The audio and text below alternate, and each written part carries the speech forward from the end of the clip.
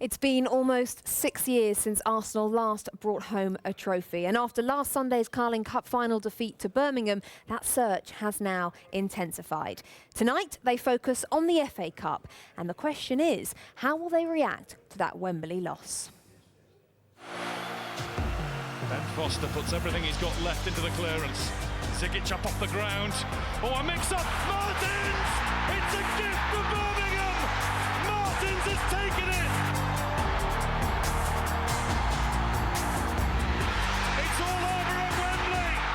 Birmingham City have won the Carling Cup! The players were destroyed after Sunday, said Arsene Wenger. There were tears from Jack Wilshere and apologetic tweets all round. So Arsenal must regroup and do what is expected of them tonight, when they face Leyton Orient from League One in an FA Cup 5th round replay sponsored by E.ON, live from the Emirates for a place in the quarter-finals away at Manchester United. But Orient are in seriously good form. They've lost just once in 22 games and scored 50 goals in that time, many of them late strikes, which Arsenal know all about.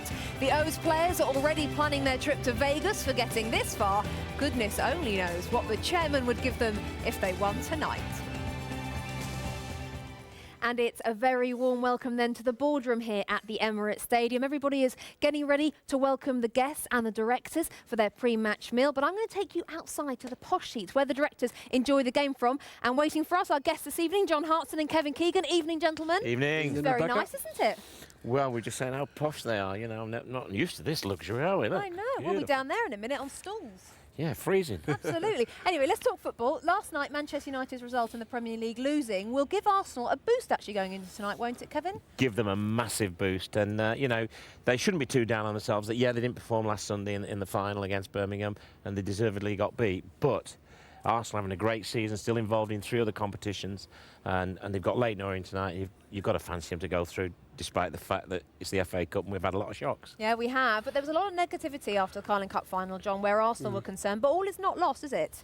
No, not at all. You know, they're still heavily involved on all fronts, really, especially the Premier League. As Kevin said, if they can win their game in hand, they come within a point of United. And I think on Sunday there was a lot of doom and gloom after the game because the majority of people thought Arsenal were going to win and win quite comfortable. But I have to say, I think Birmingham have had a bit of a raw deal. I don't think they've had the credit they really deserved.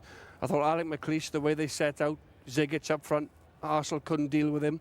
And I think Birmingham should take more credit than what they have done, rather than saying how poor Arsenal were, if you like. Did that surprise you then, the result? Yeah, absolutely. Definitely surprised me. The fact that Birmingham played so well, they were right up for the game. And Arsenal, having got back in the game with Van Persie scoring a great goal, they never really went on from there. And in the end, you know, they conceded right at the death. Kevin, in terms of Leyton Orient this evening, is it better or worse that Arsenal lost the Carling Cup final? Well, we'll find out, but I'm pretty sure it'll be worse because there's nothing, you know, once your team's been knocked out of a final and lost that, what better than to have a game 3 days later to put it right at home in front of 60,000 people. I know Orient are fetching 9 and they've done fantastic to get Arsenal back here, but yeah, it's a great game from tonight, and just before the Barcelona and the other big games, it's perfect. Well, you mentioned shocks, and last night Reading made it through to the FA Cup quarter-finals, beating Everton 1-0 at Goodison Park. Let's take a look at the highlights. Your commentators were Chris Waddle and John Champion. Baines. Bilya Letonov. Osman. And Coleman. Well, the one thing you can't let Everton do is get down the sides.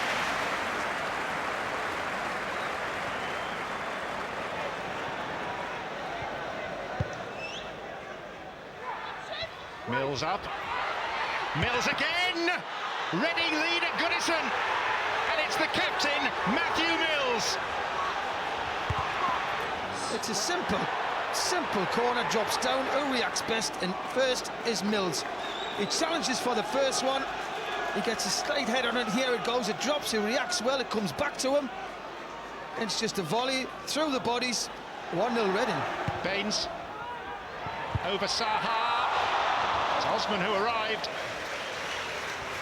What a terrific lead by Osman. Not known for his heading ability. He comes there late on the run.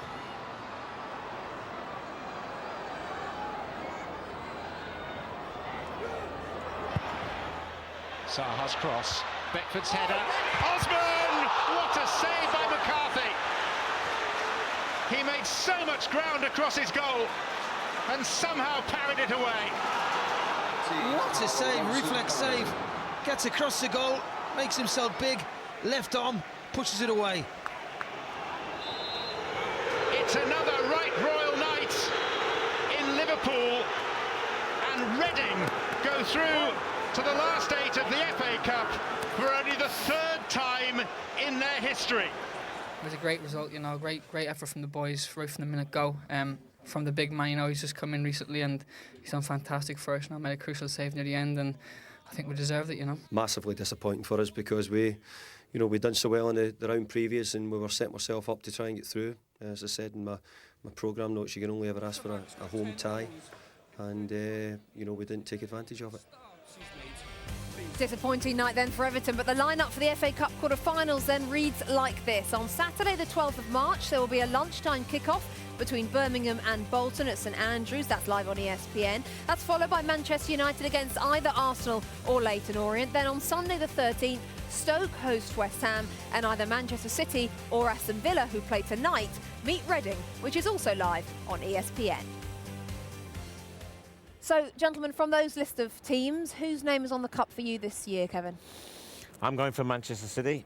I thought they'd have a chance of winning the league this year. I think they've lost that chance now. Some poor results against sides they should have beat.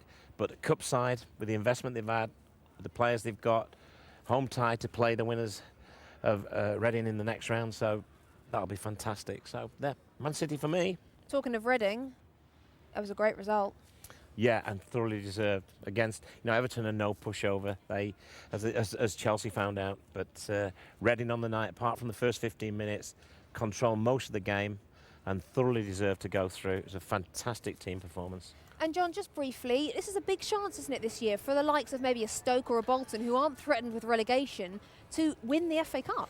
Yeah, well, Stoke have a home game against West Ham, a game that I'm doing myself next week, actually, on the Sunday it is, the 13th, I believe. Yep. And Bolton have to go to Birmingham. You know, you just wondered how much the Carling Cup might have took out of Birmingham, and obviously they're still in a relegation dogfight, if you like. But personally, going back to what Kev thinks Manchester City, I actually think Arsenal. I think it's been 5 years now since they last won the FA Cup, 2005. They have a good chance to progress tonight, and again looking to put right what happened on Sunday. OK, well, it's time to get the team news for tonight's game now. Let's hand you to our commentators, Craig Burley and Derek Ray. Thank you very much, Rebecca. Good evening to you. Arsene Wenger's not exactly spoilt for choice when it comes to this game, minus no fewer than 7 injured players, including Fabregas, Van Persie and Walcott. Into the side for his senior debut comes 19-year-old Connor Henderson, English-born but of Irish extraction. The only survivor from Sunday's Carling Cup final defeat at the hands of Birmingham is Tomasz Rosicki. Manuel Almunia captains the side. Danielson makes his 150th appearance for the club. Now, Leyton Orient make 2 changes from the team that came back to draw with Huddersfield at the weekend. Out go injured midfield player Jimmy Smith, while super sub Jonathan Tahui, who scored in the first meeting with Arsenal, reverts to his tried and tested role on the bench. In have come the former Arsenal man Jason Crowe and 37-year-old striker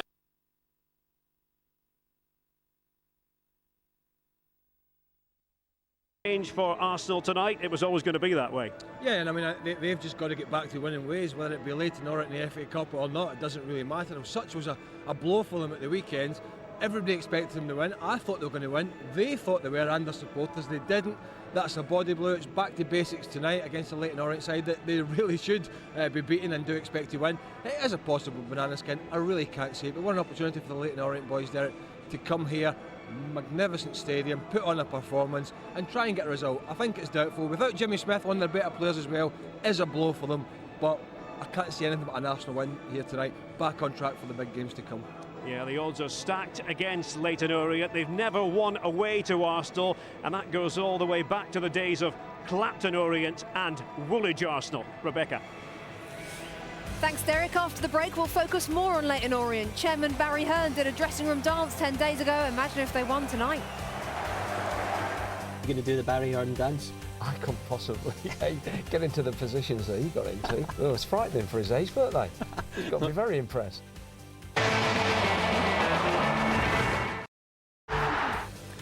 Coming up this Saturday afternoon, we have a West Country derby in the Aviva Premiership. It's third place Gloucester against fourth place Bath, line from Kingsholm at 12:15. At 4:45, Manchester City face bottom club Wigan at Eastlands. City must win to maintain their push for a Champions League place. Wigan, of course, need 3 points for survival. And following that on Saturday night, it's the Serie A clash between 7th place Juventus and league leaders AC Milan. Well, here at the Emirates Stadium, the Leyton Orient fans are taking their seats. They've snapped up all 9,000 tickets that Arsenal allocated to them for this 5th round FA Cup replay. And the O's manager, Russell Slade, says his team never know when they're beaten. Evidence of that came 10 days ago at the Matchroom Stadium.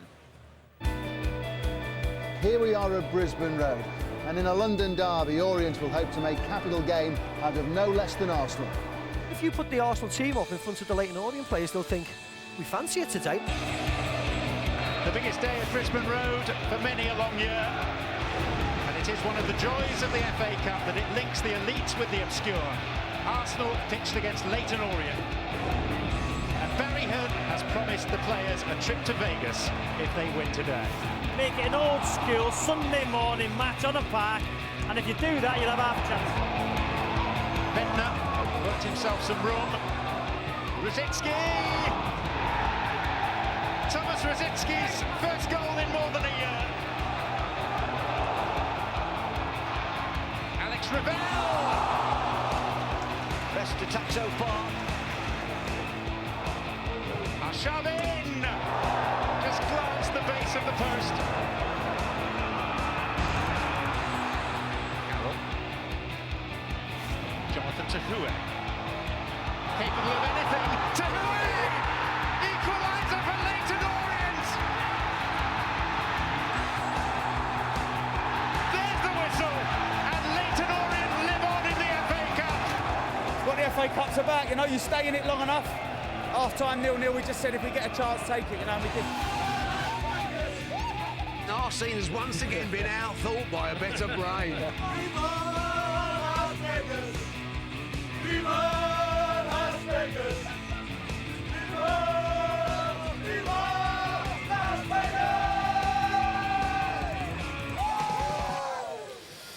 Well, Jonathan Tahue may have grabbed the headlines 10 days ago, but when our reporter Daryl Curry went to Orient's training ground on Monday morning as they begun preparations for tonight's game, he was nowhere to be seen.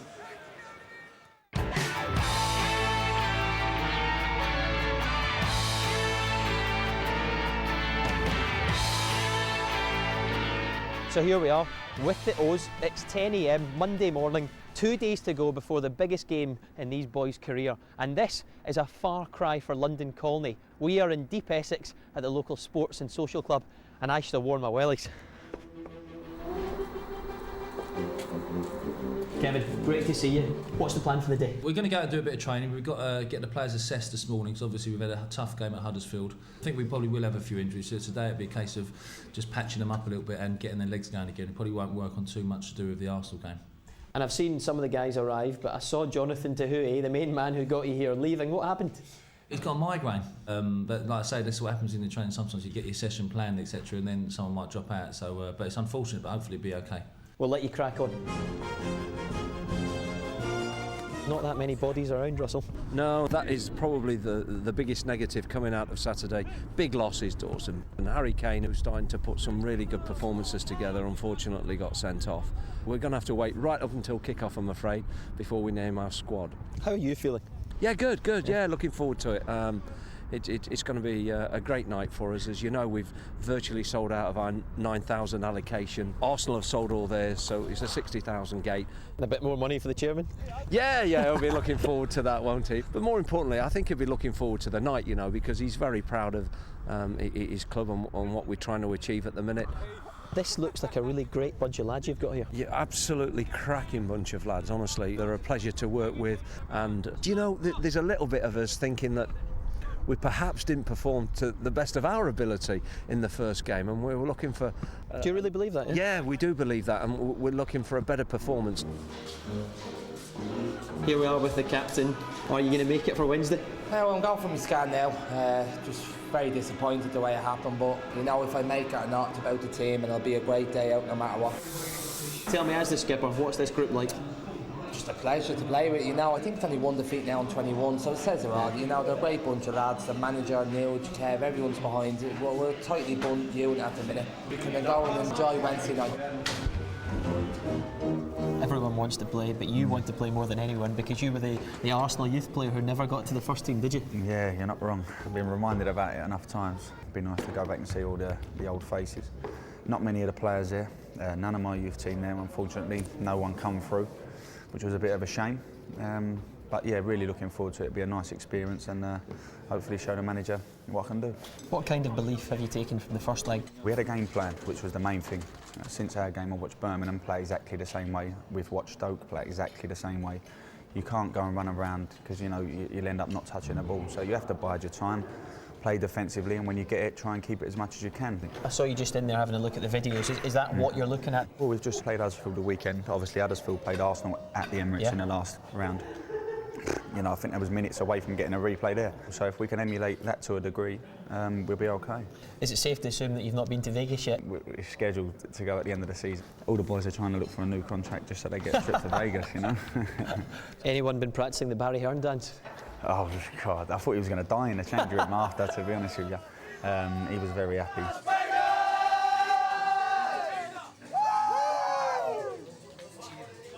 Hopefully he'll be dancing again on Wednesday night. Well, gentlemen, the atmosphere is certainly warming up. The Orient fans have found their voices already, and their team are certainly no walkovers. We saw there, they're obviously up for it tonight, and they're in really good form, Kevin, aren't they? One defeat in 22? One defeat in 22. They're a side that are definitely coming here thinking that they can play better than they did at home. Look at that. Won 11 out of them, 50% of the games, drawn 10, lost just the one, and 50 goals in 22 games. So they're no pushovers, and if they needed a warning, Reading gave them it last night, Arsenal, you know, by beating Everton. And the one defeat that they did suffer was on New Year's Day against Brighton, 5-0. Let them off. John, in terms of the players this season,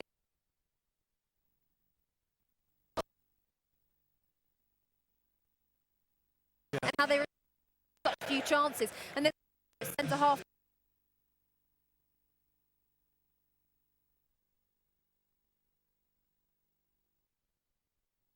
Friends and family here.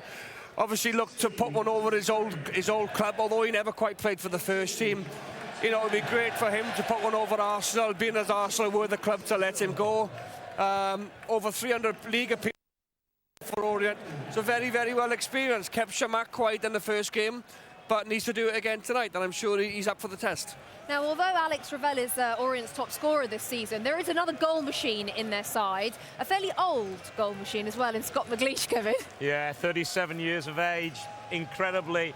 I mean, he's at 8 different clubs. This is a fantastic goal machine at any level. He's been back to 3 of his clubs. That means that they like him, they like what he stands for. They've had him back again. That doesn't happen too much. But if you look at him, top scorer in the FA Cup with 6 this year. He gets goals from anywhere. He just knows where the back of the net is. Headers, he's not the biggest, but he gets on the end. That's with his weaker foot. The right, he's come across with it, took it with his right, don't want it with his left. Don't want to dive too much like that at his age, but there's another great header. And this is a man who scores goals, and then this one, just to finish it off, left foot.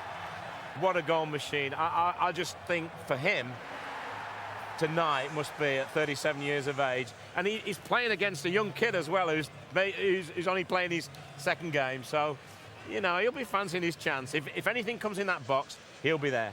Okie dokes. Well, let's hear now from the Orient chairman Barry Hearn. He's with Daryl Curry.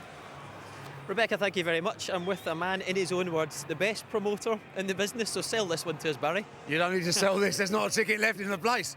You dream of shows like this, don't you? Oh, it's just awesome being here. I mean, I know it's a David Goliath type of game, you know, and we're the huge underdogs, but I've already stolen most of the cutlery in the director's room.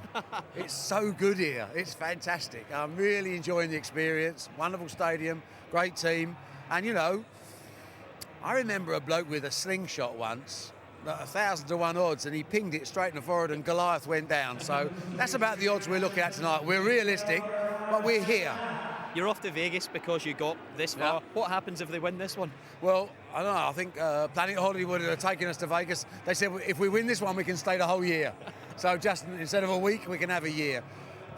Who knows? You know, you don't even think of things like that. You're just happy and proud of the team. They're proud to be involved in this great competition, to be involved in the oldest competition in the world in the last 16 for a club with an average support of 4,500, and we're at the Emirates with 60,000.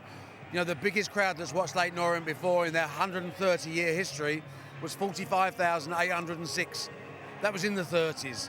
Today, we're smashing that record after 130 years of existence, and I think it's quite right as well that we should be here with ESPN enjoying the occasion and watching what is one of the great underdog matches of the year. We have no chance of winning this whatsoever. But then we said we couldn't get a draw at Brisbane Road. We said we couldn't beat Swansea. We said we couldn't beat Norwich. Maybe the man upstairs playing games with us. I love how you just slip into that looking at the camera mode. Let me ask, we saw a few dance moves from you in the last game. Yes. We've had Strictly on the phone. Any chance? No chance at all. And the worst news is I think I tore a cartilage. You're kidding. I'm going to my knee specialist. I had a knee operation last year on my right knee, and I think the moonwalk has completely finished my left knee. So I'm going to the doctors on Tuesday. I have a lot of travelling in the next couple of weeks. I'm hoping they don't operate till I come back, but I will be fit for Vegas. Always great to speak to you, Barry. Thank you. Smashing. Thanks a lot for everything, and I'll see you in Vegas as well. I'm coming. We should have an ESPN crew out there to capture this forever. We'll all be there. Thanks a mate. lot. Cheers. Great stuff. A year in Vegas. Daryl going to. That is some image. Now, in case you just tuned in, team news tonight. Connor Henderson makes his Arsenal debut this evening. 19 years old, plays on the right of midfield. He is one to watch. More from the guys on that after the break. Now, coming up, the Arsenal manager gives us his pre-match thoughts. He's called on his players to show they have the mental strength to respond to Sunday's setback. Arsene Wenger is next.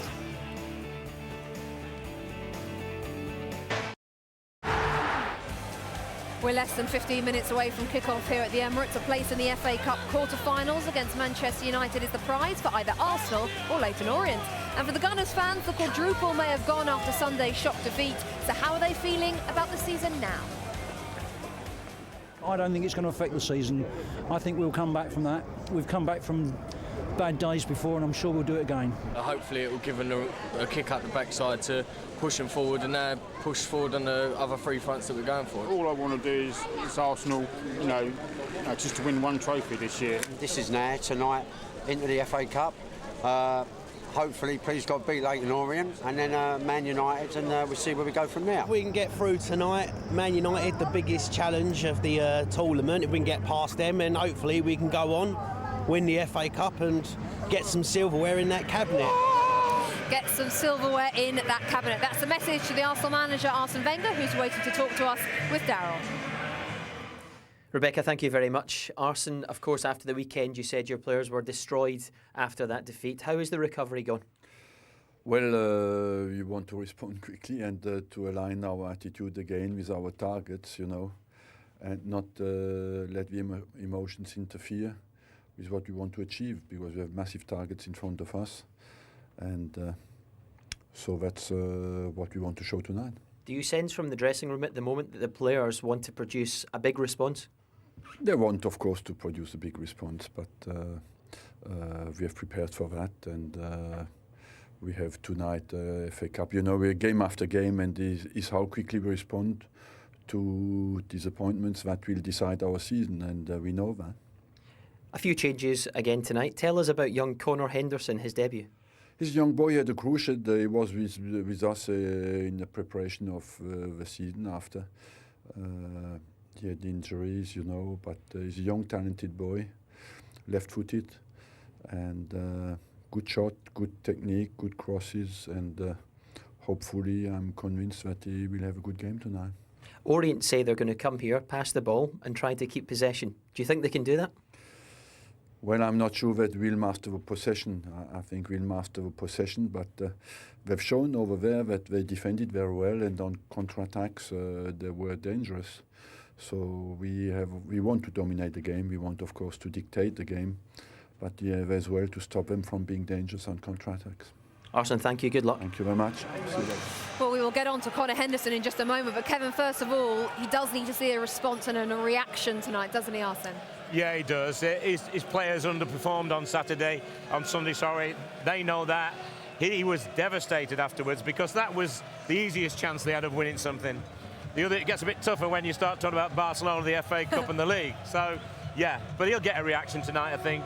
Put a really good team out, and he's just got a little bit of security on the bench if you look. I mean, it's a tremendously strong bench. Yeah, he's got the likes of Wilshere, Arshavin, he's got Clichy, Dejuru, quite a lot on the bench. In terms of the man making his debut this evening, it's a big night, gentlemen, for Conor Henderson, 19 years old. John, how will he be feeling? Well, I'm sure he'd be dying to get on there, really. I think he's waited long enough for his opportunity. He's sat on the bench twice last season, hasn't quite made his debut yet. He looks a typical Arsene Wenger type of player, a big, strong, tall midfield player that can cover lots of ground, and an opportunity for him tonight. He'll need to go in and get right up to speed, because a lot of these players, I know he's made 10 changes tonight, but a lot of them have played a lot more than Henderson this season, so they'll be ahead of him in terms of games played. He was born in England, but he has already played for the Republic of Ireland under 19, so I don't think that rules him out of the full England team, Kevin, so we could see a future star tonight. Yeah, it's unusual to see. I mean, for years now, there's been very few English players and even Irish players playing it. It's always been foreign players, but they're starting to come through now. And so, for him tonight, opportunity knocks. This time last year, Wilshere was just starting to get a little bit of a name. He could be the next big name here. We don't know. We'll see tonight. Well, he'll be supporting Marouane Chamakh, who has had an interesting season, John, 10 goals so far. Do you think he has done himself justice and impressed? Well, people can argue 10 goals is not enough, but he's only started 26 games, 10 goals, almost 1 in 2, if you like. I think Wenger likes him. He's very strong in the air. I watched him play pre-season here, and I'm sure Arsene Wenger does like him. It's just that he has the options of Van Persie. He's not quite as good as Van Persie. But Kevin, I think he started the season very well in the absence of Van Persie. He's been a little bit unlucky because since Van Persie's been fit, Wenger's opted with Van Persie, and he's had to sit on the bench and wait for his opportunity, which comes again tonight. He needs to step up, Kevin, tonight. He does, but he had a good start. I think if I'd have been him, I'd have been disappointed to get left out. I know it's Van Persie, but at that stage, he was doing very well, scoring goals, and people were talking about him in a very good light for someone who'd just come into the league. So, again, for him, just like young Henderson, big opportunity because Barcelona are coming in all the big games, and Van Persie won't be fit. Well, the man whose team has to cope with him tonight is Russell Slade. He's with Darryl. Rebecca, thank you very much. Russell, when I spoke with you on Monday, you were concerned you might not even be able to fill the bench. Well, the good news is you've done that tonight. Yeah, we've qualified. We've done okay. We've got 1 or 2 of the boys that have been on the sick bed for the last couple of weeks involved tonight in terms of Matty Spring and Adam Chambers. So pleased for them. Your captain makes it, Stephen Dawson, but not such good news on Jimmy. Yep, Lazarus made it. He's done brilliant to recover. I mean, we didn't think he had any chance, I have to say, but delighted that he's made it. He's a great influence for us and deserves to take his opportunity. It's just regretful Jimmy's not in because he so deserves it. He's been terrific, particularly in the Cup where he's scored so many important headers for us. You said after that first game you didn't actually think your team performed very well. What are you expecting from them? What have you seen in that dressing room tonight? Is the attitude right at the moment? It's always been right, really, to be honest. So I don't expect that to differ when we go out. Obviously, we're not going to keep the ball that often at times, but when we've lost the ball, our discipline has got to be spot on tonight. And, we've got to work really hard, tirelessly, to make sure that we don't get pulled about, but we defend particularly well, all 11 of us, when we've lost the ball. Young Tommy Carroll came in that first game at half-time and only 18 years old, but he looks pretty cultured. He looks younger than 18, I'll say that. No, he's a great little player, honestly. He's been terrific since we loaned him from Spurs, as all the Spurs boys, to be honest. And Tommy gets his big chance tonight. He played on Saturday, he was terrific. And, he's one of those that can keep the ball for you. So even though he's 18, we'll be looking for him to do that for us tonight. Is Viva Las Vegas ready to be played again?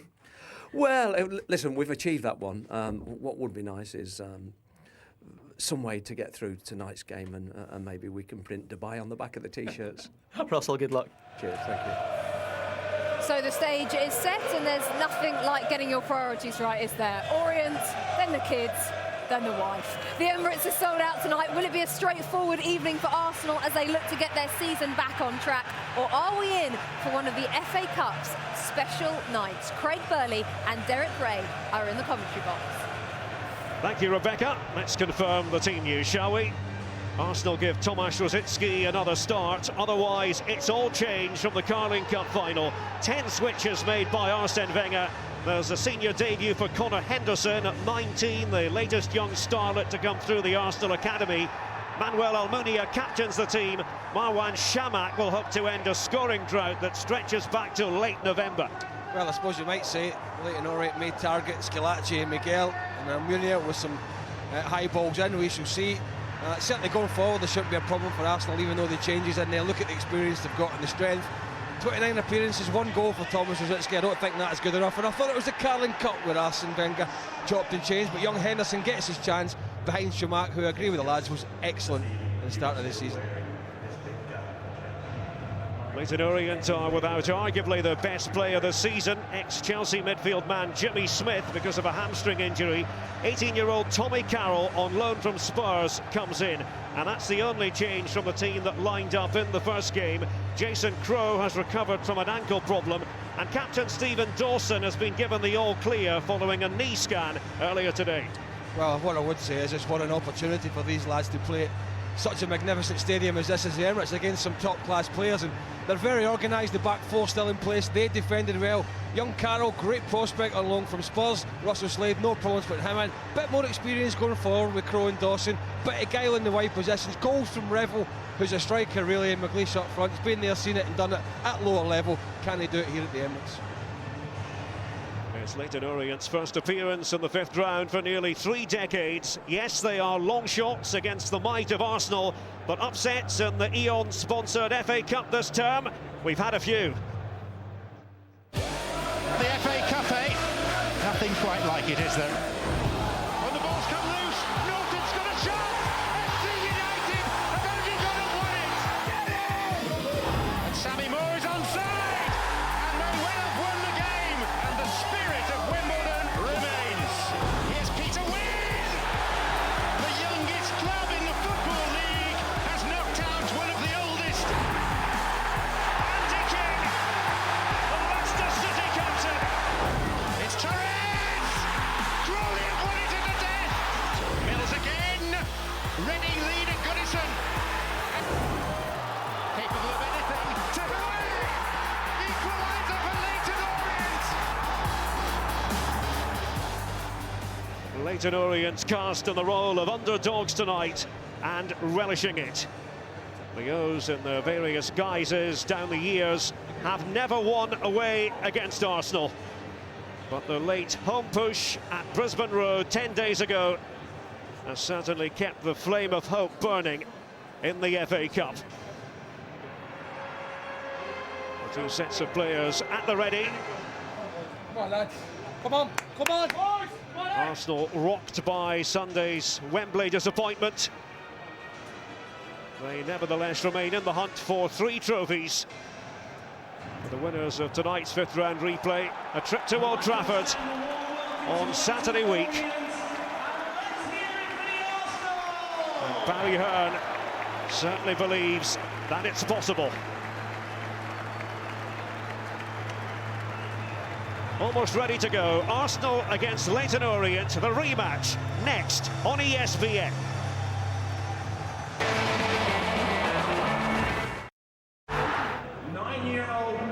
And welcome back to the Emirates on a brisk, breezy Wednesday night. This Eon-sponsored FA Cup 5th round replay bringing together North London and East London. Arsenal and Leyton Orient, who drew 1-1 at Brisbane Road, will conclude their fight for a quarter-final date with Manchester United. It will be settled this evening. Manuel Almunia is the Arsenal captain. Russell Slade's men show tremendous gumption to lift themselves after conceding the goal scored by Tomasz Rosicky at the first time of asking. That equaliser from Jonathan Tahoué, who doesn't start tonight. Arsene Wenger and Arsenal hoping to get back on the rails following the Carling Cup final setback on Sunday. The referee is Lee Mason, who supervises his second FA Cup tie of the season.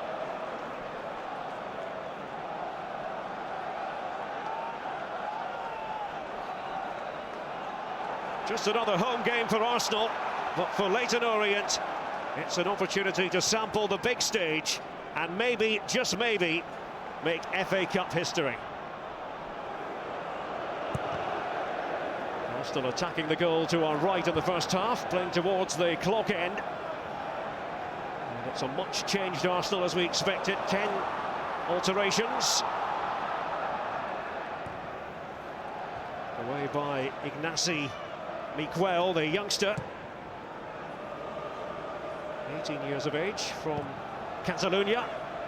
Made his Arsenal debut in the first match against Leyton Orient. Pretty composed throughout that match. Tomasz Rosicki in pursuit. Back by Charlie Daniels to Jamie Jones. Well, Craig, how difficult will it be for Leyton Orient tonight? Well, I think the answers vary, but I think it depends on the way Arsenal perform, and if Arsenal do the basics and pass it on this big pitch at the Emirates, and it's going to be difficult for them. But they've just got to hang in there, do their job, try and keep it tight, and try and put the two centre halves that I mentioned earlier under a little bit of pressure and ask a few questions. Sebastian Schillaci was sent off earlier in the competition, the match against Huddersfield. Still have had the problems against teams from the Football League in the FA Cup already this season. Quite a replay against Leeds United. Well, a bit lucky against Huddersfield. And then there was plucky Leyton Orient at Brisbane Road. Shamak had made the dart into the middle. Just missed out young Connor Henderson, the 19-year-old making his Arsenal debut. English-born, qualifies for the Republic of Ireland. Has played for them at youth level. And Kieran Gibbs. A bit awkward for Almunia.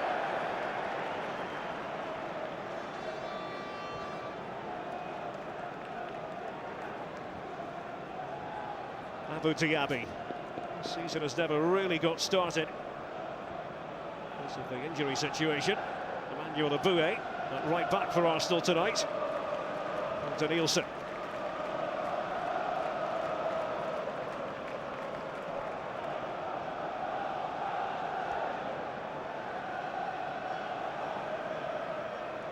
Nielsen will hope to play for his country, Brazil, here at the Emirates against Scotland in a few weeks' time. Nicholas Bentner. Diaby comes into the move for Arsenal. Rosicki giving it back to Abu Diaby. And it's Diaby's shot. And it was blocked effectively by Ben Chorley, a former Arsenal trainee.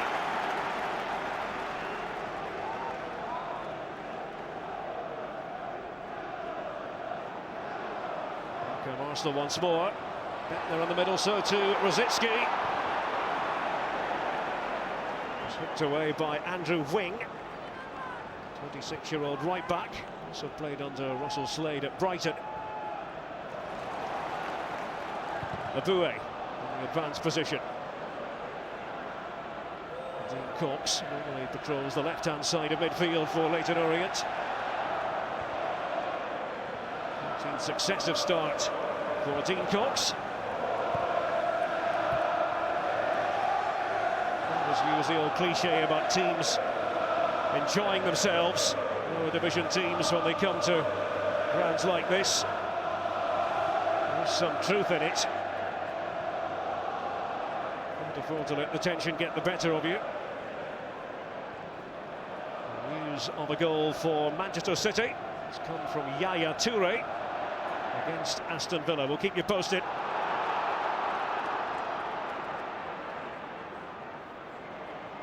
Held up by Jason Crowe. One of the winners of Manchester City against Aston Villa to face Reading, conquerors of Everton last night. Shamak. Rosicki has that free roll just behind him. Bentner.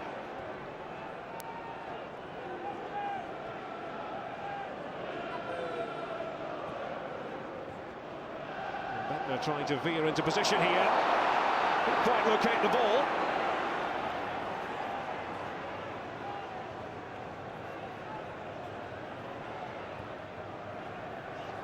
Stephen Dawson passed a very late fitness test. Was doubtful because of a knee injury. The Irishman who captains Leyton Orient.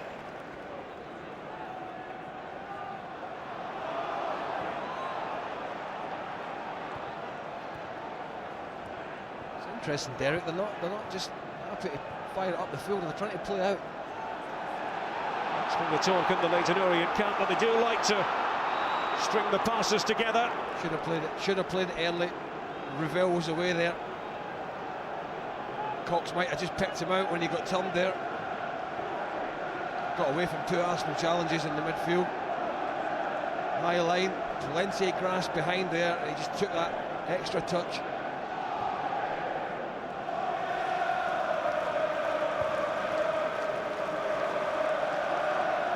Leyton Orient players were a bit critical of their own performance against Arsenal in the first game. They could have displayed a bit more in the creative department. It was difficult when the opposition, what was it, 799 passes. Rosicki this time. And there's again Tomasz Rosicki from the angle.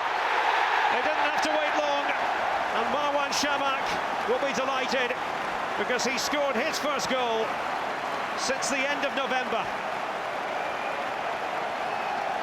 Just the sort of start Russell Slade and Leyton Orient wanted to avoid. Yeah, Chins will be down now. Just got sucked in a little bit here with some intricate passing. Henderson tries to flick it through there. I think it might have been Bentner. Rosicki does ground. It doesn't make a run, Shamak, just holds his ground. All the Orient defenders spread across that 6-yard box, so realised making a run in there was of no good. Took a little deflection as well on the way. Challenge coming in from Forbes, but just a simple tap in, really. And scored in his 14 previous matches leading up to this one, Marwan Shamak. Arsenal are off and running. They try to put Sunday's Carling Cup final defeat behind them. There's Charlie Daniels, who came through the Tottenham system towards the evergreen Scott McLeish. Did well that time. Stephen Dawson tearing through to support him. And then Tommy Carroll is on loan from Spurs. And Dawson confronted by Miguel. And a corner is the outcome.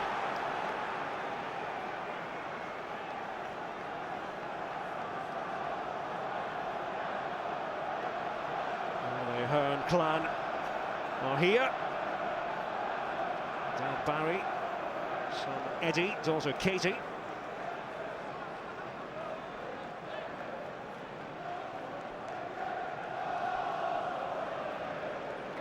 It's the left foot of Charlie Daniels.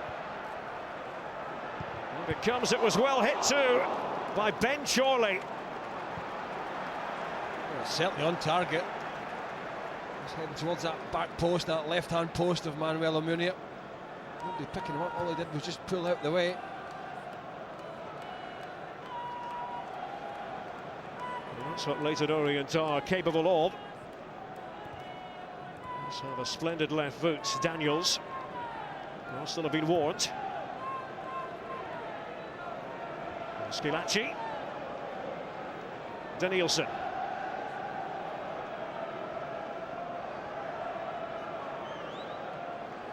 Conclude this game tonight now. That's 7 starts in a row for Danielson in cup competitions. Bentner. Diaby.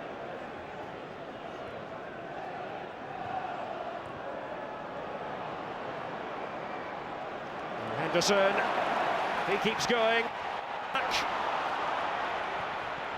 And whoa, it's gone behind for the corner. And it came off Andrew Wing last of all. Knew he had to get back swiftly. Yeah, they're just getting sucked in a little bit, and then they're playing little 1-2s and giving goes around the back of them. Unfortunately from Leyton Orient's point of view there was enough defenders just back in, strung across again across that 6-yard line. Rosicki with the delivery. Smitted away by Alex Ravel. Henderson. Danielson.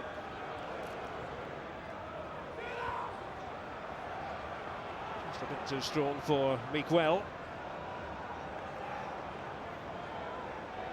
Iggy, as they call him. His Arsenal teammates. Pressure being applied by Scott McLeish. To discomfit Diaby.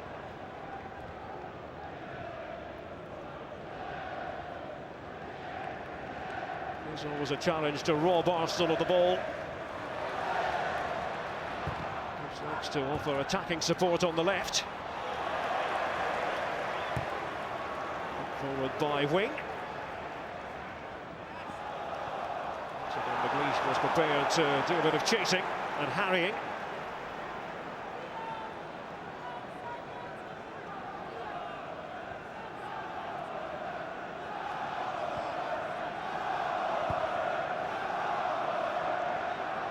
Orient had the wherewithal to come back against Arsenal in the first game. Can they do it here in the replay? The free kick decision goes against Emmanuel Aboué.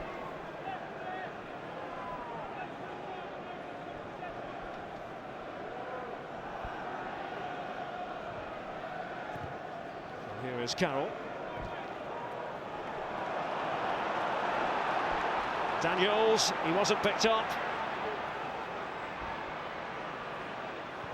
Charlie Daniels, excellent ball. Wrong side of the post from Alex Ravel. Well, from the angle faced by the Leyton Orient supporters, it looked like a goal.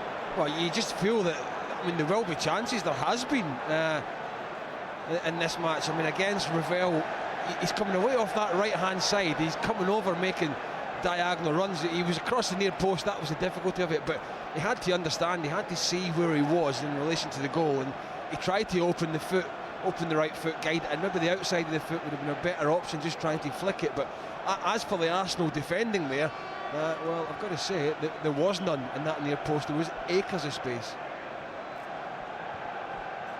Nobody matched the run of Daniels to begin with.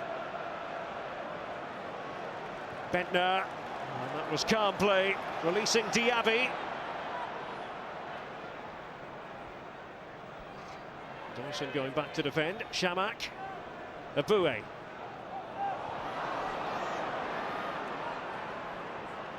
Terrell Forbes. Giving it to Andrew Wing.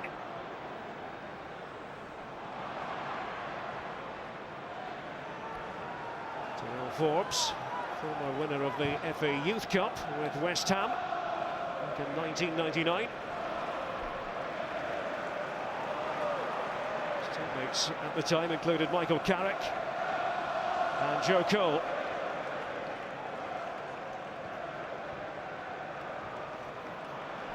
Danielson.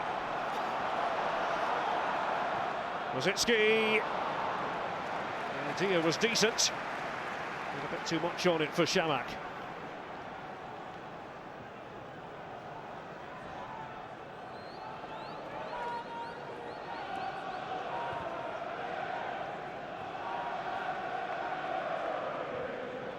Last season in this competition, Leyton Orient were knocked out in the first round. It was in a replay by Tranmere Rovers. A great opportunity for Russell Slade's men. Losing that early goal, always a massive body blow. Great ball in there from Charlie Daniels. Ravel getting across that near post, just tries to open that right foot, doesn't he? And that's a chance. That's a very, very good chance.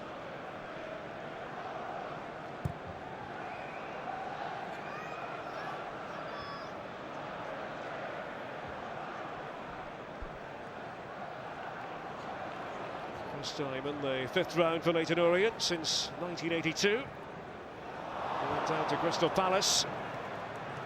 Jamie Jones in goal, just gets away with it. There's Forbes. Wing.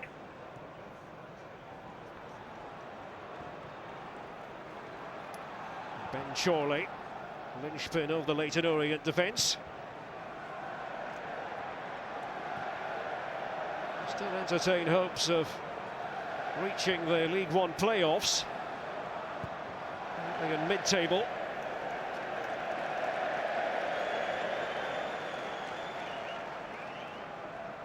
Tonight a chance to forget all about the demands of the Football League. Concentrate on springing a surprise. Yes, it's a big ask. Stranger things have happened in this competition. Rosicki for Arsenal.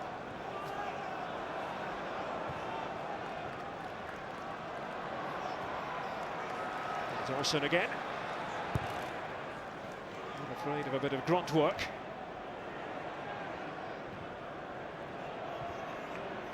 Cox.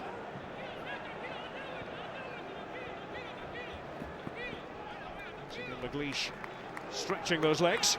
I think where they've got to be careful, Derek, Leyton Orient, is when the ball's going into the striker, whether it be Shamak or whether Bentner's going through there, and they play a little zippy ball in. They get runners from midfield, from wide, coming into out, supporting, and a couple of times have not been trapped. That's one of the reasons they got in behind, and they've just got to be mindful in midfield, and they've got 5 in there, Leyton Orient, 3 centrally. They've got to be aware of who's running off the ball. It's kept in by Bentner. Here's a Boué. To Nielsen. Kieran Gibbs. Rosicki. And Shamak's made the run. And Henderson was trying to find him. Yeah, it was well defended, Chorley, in the end, but it was lovely movement from Shamak. Taking a little knock here. He's always on the blind side of the defender, then he's across him straight. In all fairness to Chorley, he was aware. He was sharp, he got there. I thought he played very well at the start of the season, Shamak. I think Arsene Wenger left him out because I think he said he was looking a little bit tired from Percy coming back to fitness, but I thought he carried the can for a new signing very well. Jonathan Tahoué played the role of super sub to perfection at Brisbane Road. There aren't many French players Arsene Wenger hasn't heard of, but Tahoué falls in that category, or at least did, before the events of 10 days ago. Here's Rosicki, trying to hammer it towards goal. There was a slight inquiry about handball from Leyton Orient. Well, it's an interesting one, Rosicki, isn't it? Because he's a talented player, but I think one goal in 29 appearances. He's not a great return. They got a lot of stick after the Carling Cup final. Theo Walcott, one of the injured Arsenal players at the moment, and he won't be available for the trip to Barcelona next week. No Robin van Persie either. Ben Chorley requiring a bit of treatment here. Left Arsenal in 2003 for Wimbledon. Product of the youth scheme here.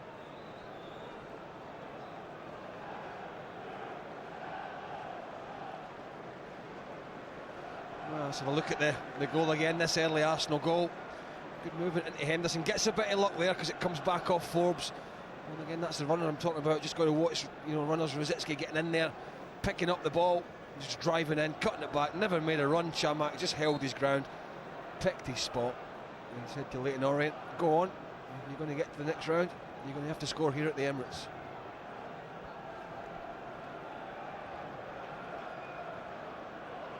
Arsenal on their way, they hope. And Chorley is back with us.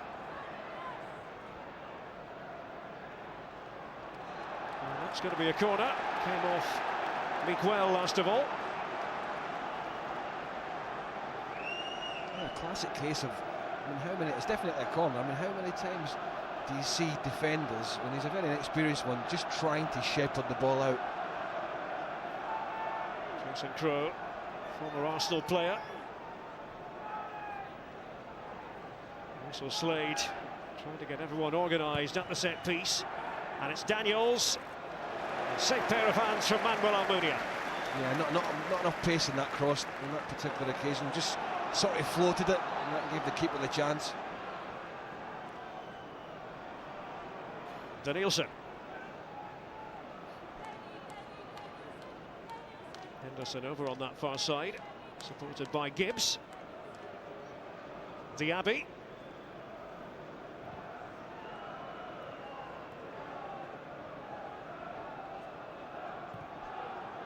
Diaby has missed in the last 5 matches. Suspension and injury. Danielson coming off second best. Yeah, didn't fancy it. Didn't fancy the challenge, and that's when you will get hurt. Poor ball from Scalacci under no pressure. Just got 1 or 2 Arsenal fans behind us groaning.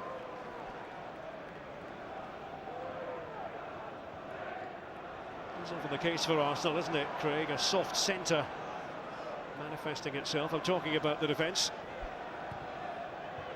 Yeah, and I think, you know, I think Arsene Wenger's probably sick and tired of every man and his dog trying to tell him that, but it's his decision, it's his area to strengthen or not. And he certainly got caught out at the weekend again in that area.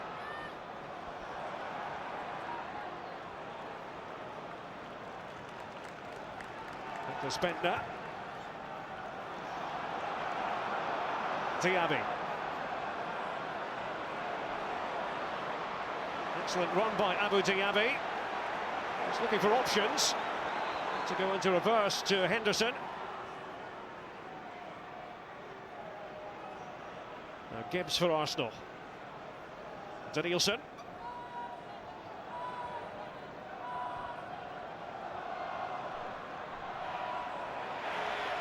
Dawson is back there. It's come to Bentner.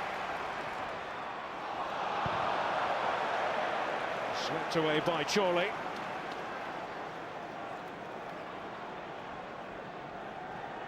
So we move towards the midway point of the first half. Arsenal on top. Marwan Shamak scoring his first goal since the 27th of November. The winners to face Manchester United in the last 8. There's Aboué. His 3rd start in the last 12 for Arsenal.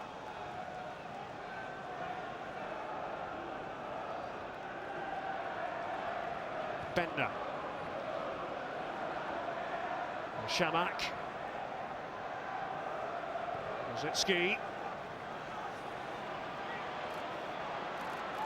Bentner. It's missed by Rositzky.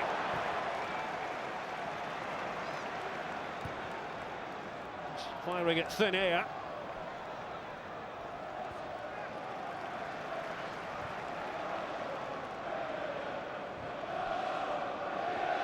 Aboué. So Arsenal supporters start to find their voices. Bentner. There's the towering Diaby.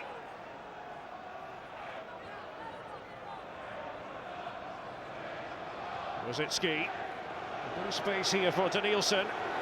And he has a crack at goal. Straight at Jamie Jones.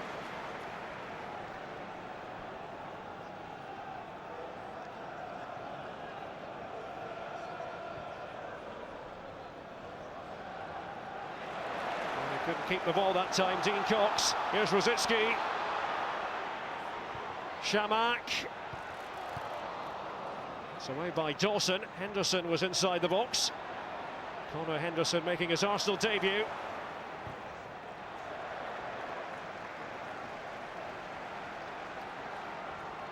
And a goal to tell you about another one for Manchester City against Aston Villa.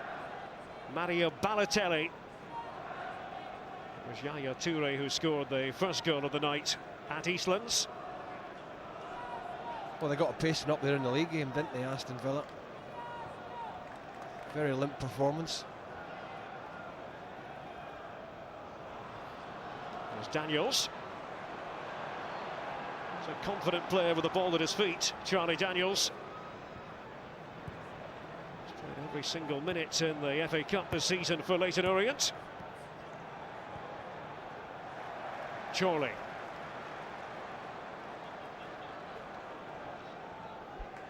Robust central defender. Ben Chorley.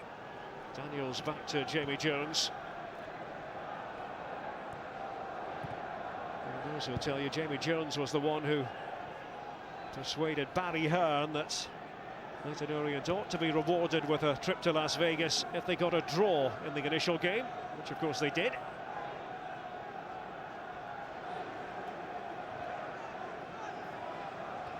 That wasn't the master plan to begin with. Rosicki, Diaby, Nielsen. Shamak tried to steer it towards Bentner, to no avail. Here's McLeish.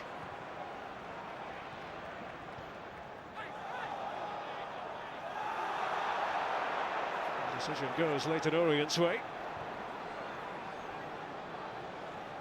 Well, they're trying to play out from the back. I said that earlier, and I suppose it's commendable. They've put themselves in trouble a couple of times, and they're not really going anywhere at the moment, Leyton Orient. I suppose I might say they're just taking this thing out of the game and keep it tight for as long as they can. They've already created one excellent chance for Ravel with that good cross. That's it. That's them again being caught in possession. Leyton Orient have to pay attention here.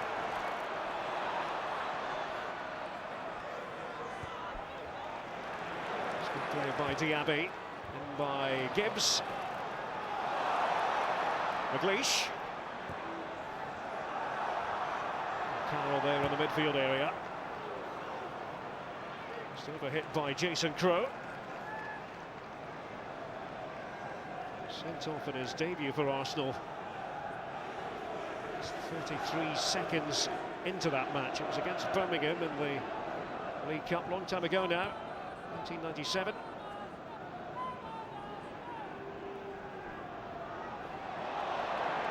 Dawson trying to take charge.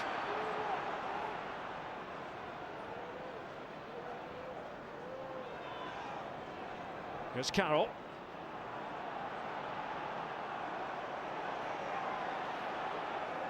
Chorley.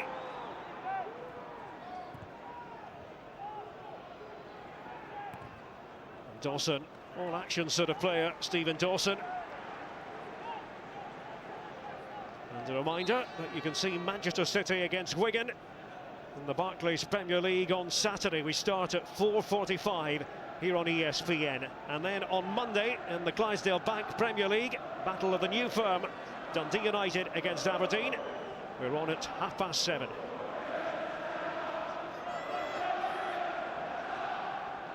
Arsenal leading Leyton Orient by 1-0.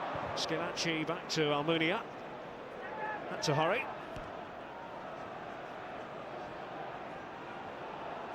Arsenal haven't really had to stretch themselves too much so far.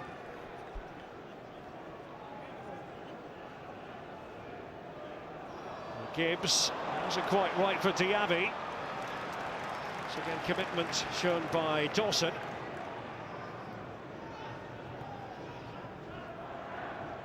Nielsen.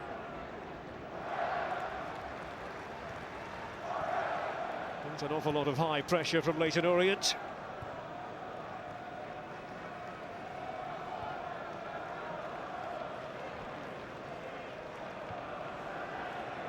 There's Aboué. To dovetail with Bentner. Emmanuel Aboué. Chorley was caught out. Diaby. Rosicki. Henderson's pass. Diaby. Dawson was his direct opponent. Abu Diaby once more. Kieran Gibbs. And Bentner's header! 2-0. Well, there was doubt as to whether Bentner would get credit for the goal. He thought he had scored against Huddersfield earlier in the competition. No such question mark over that header, and Arsenal are well on their way here. Yeah, he just sort of out muscles and out strengths Daniels at the back post. Too big for him. I think Gibson just had enough of the little tippy-tappy football, that five-a-side football around the box, and just thought, I've got to get this thing in here. I've got two big guys, Shamak and Bentner, at the back post. That's a wonderful header from Bentner, because there's not a great deal of pace in that cross. And Jamie Jones has got no chance. And it is a mountain to climb now for Leyton Orient. There's Dean Cox, ambitious at a ball, while Emmanuel Aboué is off the pitch. He's changing his footwear. Not what Barry Hearn had in mind. He knew it was going to be a very tricky task for the League One side. They'll be defiant till the end. Better than Barcelona. Not quite sure about that.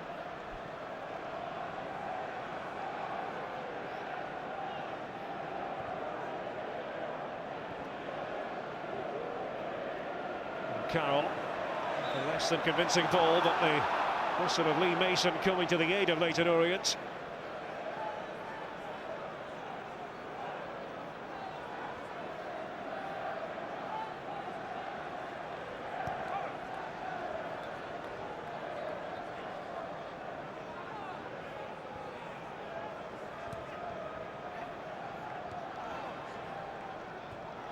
Wing for the visitors, Forbes.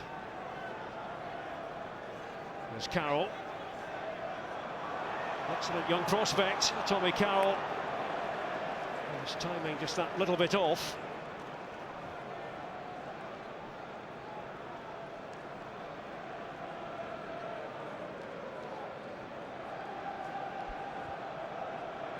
Rosicki.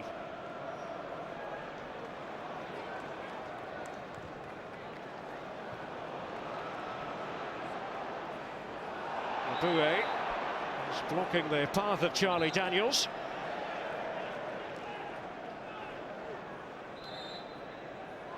To be fair, I think Aboué just got a bit upset, and I can understand. I think Charlie Daniels just sort of ran into him more than anything else. Wasn't really going anywhere.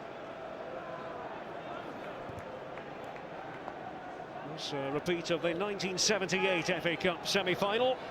Well, not too far from here at Stamford Bridge, in which Arsenal were victorious by 3-0. A pair of goals from Malcolm MacDonald. Graham Ricks also on target.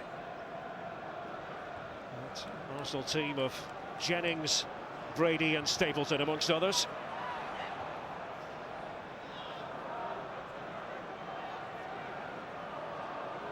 Glenn Roeder was one of the notable names in the Leyton Orient side that day.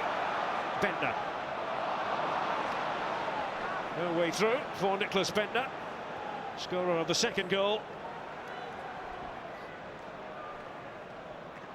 Shamak had given Arsenal the lead.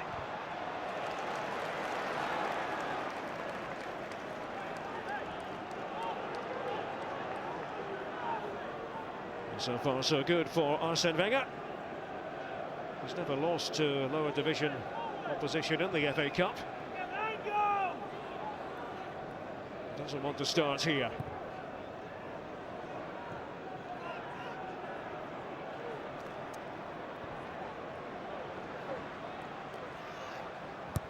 There's Wing. McLeish, offside flag going up.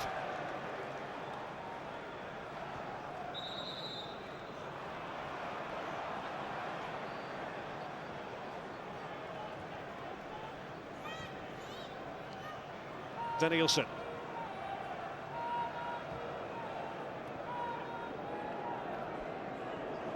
Aboué able to outfox Dean Cox of Leyton Orient. Chorley.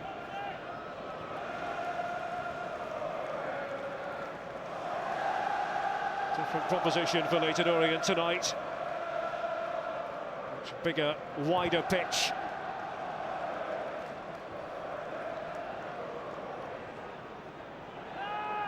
Arsenal have never lost an FA Cup tie here at the Emirates. Dawson. McLeish. He was opposed by Ignacy Miguel. It's less than half the age of Scott McLeish.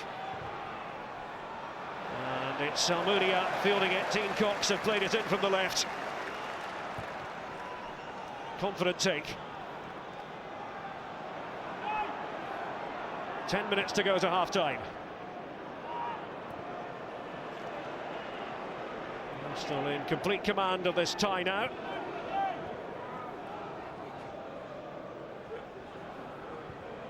What can Leyton Orient do to haul themselves back into it?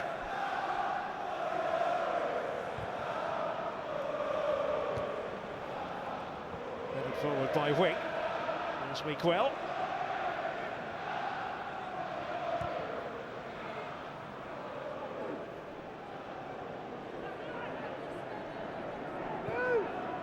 Arsenal tonight trying for what would be an 8th successive home win in all competitions.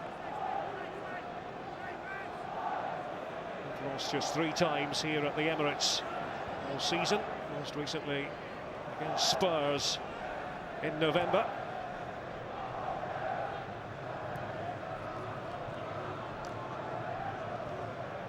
I mean, it has been quite a slow pace, Derek, which has suited Arsenal. I mean, they've sat in deep. Leyton Orient have allowed Arsenal just to pop it around at the moment. A couple of goals. They haven't really harassed them too much. Again, there, look, Shamak's dropped off, loads of space. Abu Diaby. Somebody needs to get a tackle in. They need to start getting some challenges in. It's too easy at the moment. Arsenal not really being forced to up the pace at all. Well, the acknowledged pass masters. They'll do that all night. If you let them get away with it. Bentner going to cause a bit of havoc. Diaby.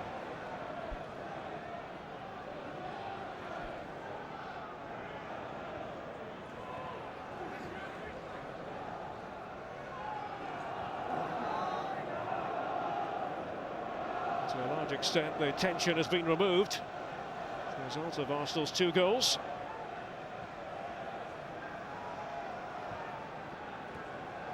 Leyton Orient in search of a route back into this cup tie. Rosicki. Diaby. Down goes Bentner. Daniels was with him. Yeah, just trying to play a little give and go around the corner. Daniels, who Bentner out jumped for the second goal. He just fells his man here. They're having a tough time, Leyton Orient now. It was always going to be a huge task for them this game. And at the moment they're sitting in, they're just panicking about losing another. They can't get close enough. Big pitch here at the Emirates. It's the kind of night I think most people thought it was going to be.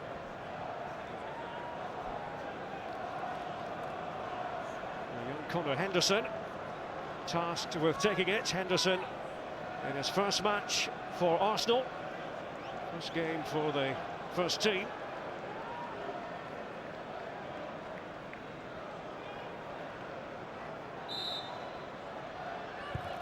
And Henderson. It was a useful one. Yeah, I thought it was a lovely ball in. Just a foot too high, beautiful area. Just all it needs a touch in there and it's in the back of the net. Cesc Fabregas, a spectator. Arsenal still hope he might be available for the trip to Barcelona.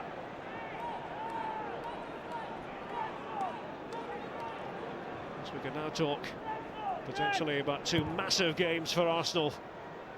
Could well be season defining. Barcelona away, Manchester United away. It's not that dull, is it, Cesc? Especially with Chelsea winning last night, just really brings Arsenal back into play, if indeed they weren't already. I'm sure Fabregas will be given every opportunity before next week. I thought that was the whole point, not even risking him against Birmingham.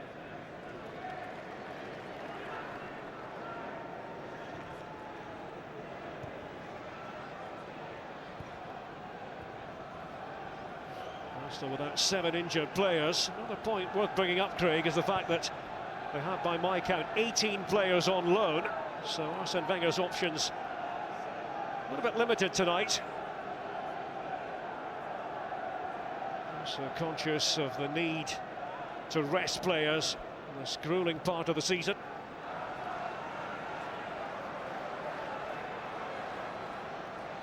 And Nielsen. Rosicki. Savoué for Arsenal. Bentner. Couldn't find Nielsen. On a cold night like this, have to be protected against the elements.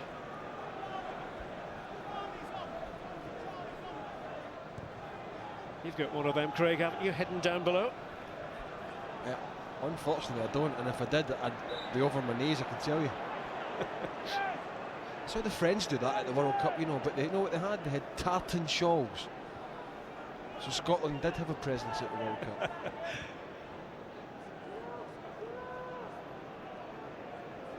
I don't mind the tartan part.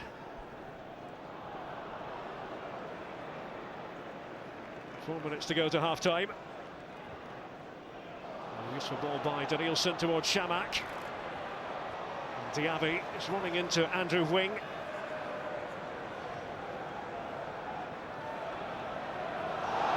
A real let-up here for Leyton Orient. Nielsen goes in an illegal fashion. We're just going to have a word. Lee Mason here on to the Nielsen. Jason Crowe, late challenge, no doubt about it.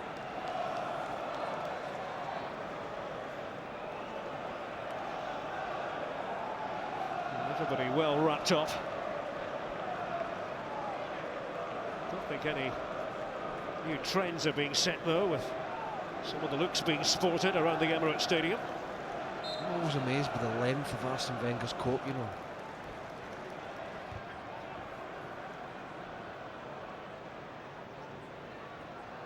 You're saying it's not particularly trendy, Craig?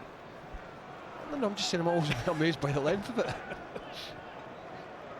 He's the only one of the staff that I ever see one with that length on it, to be honest with you. Anyway.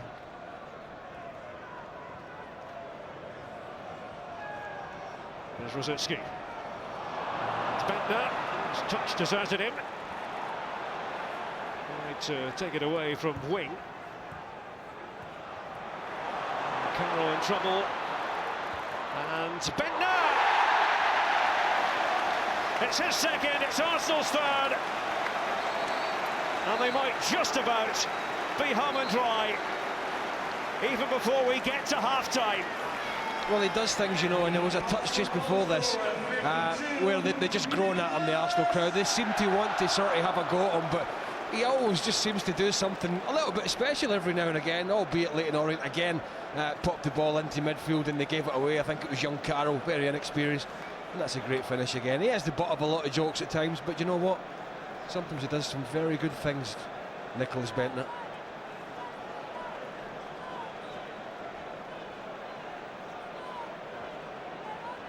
Nicholas Bentner on target again. He's played in every single FA Cup tie for Arsenal this season. He's not short of confidence, is he, Bentner? Which is a good trait, especially when you're having he's not having a hard time, but as I say, he does get his fair share from the Arsenal fans. And just before that goal he did, when he had a pretty poor touch, just shows you how things turn around. Trying to hit Leyton Orient from all angles. Straight over by Gibbs. Whistle sounded.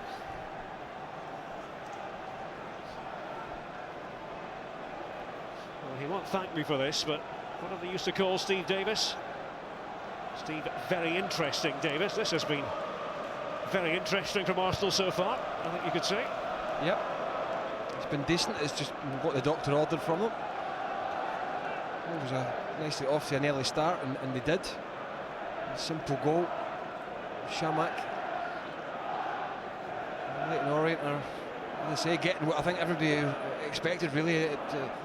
Here at the end, it's a bit of a pasting at the moment in first gear.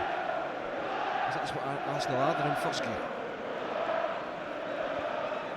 So they haven't really had to step things up. I think based on this, Arsene Wenger will be quite happy to freshen up his team in the second half. We'll have 2 added minutes.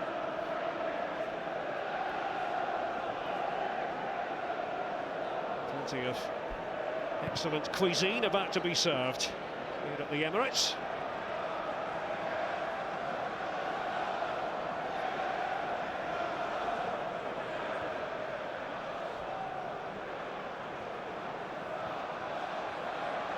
Shamak steering it back towards Danielson. Here's Bentner.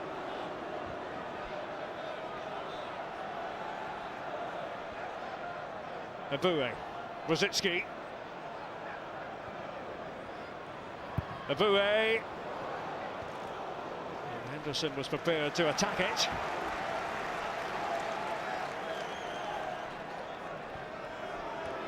Coming up at half-time here on ESPN. Rebecca Lowe down by the side of the pitch with Kevin Keegan and John Hartson. Here's Danielson. To prise open the Leyton Orient defence again. Well, that's a bit better. Cox. Gibbs was trying to slow him down. There's Ravel. And Cox had gone into the centre. Mounier was forced to commit himself. Yeah, lovely play. Initially it was a great ball from young Carroll, a lovely little ball. That's a studs-up challenge there. I think it's Big Chorley. There's a yellow card.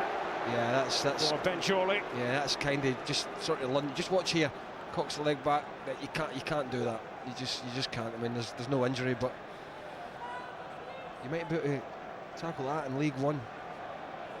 Not at this level. Ben Chorley, who scored and was sent off earlier in the competition, and that 8-2 win against Droylsden. Second round replay.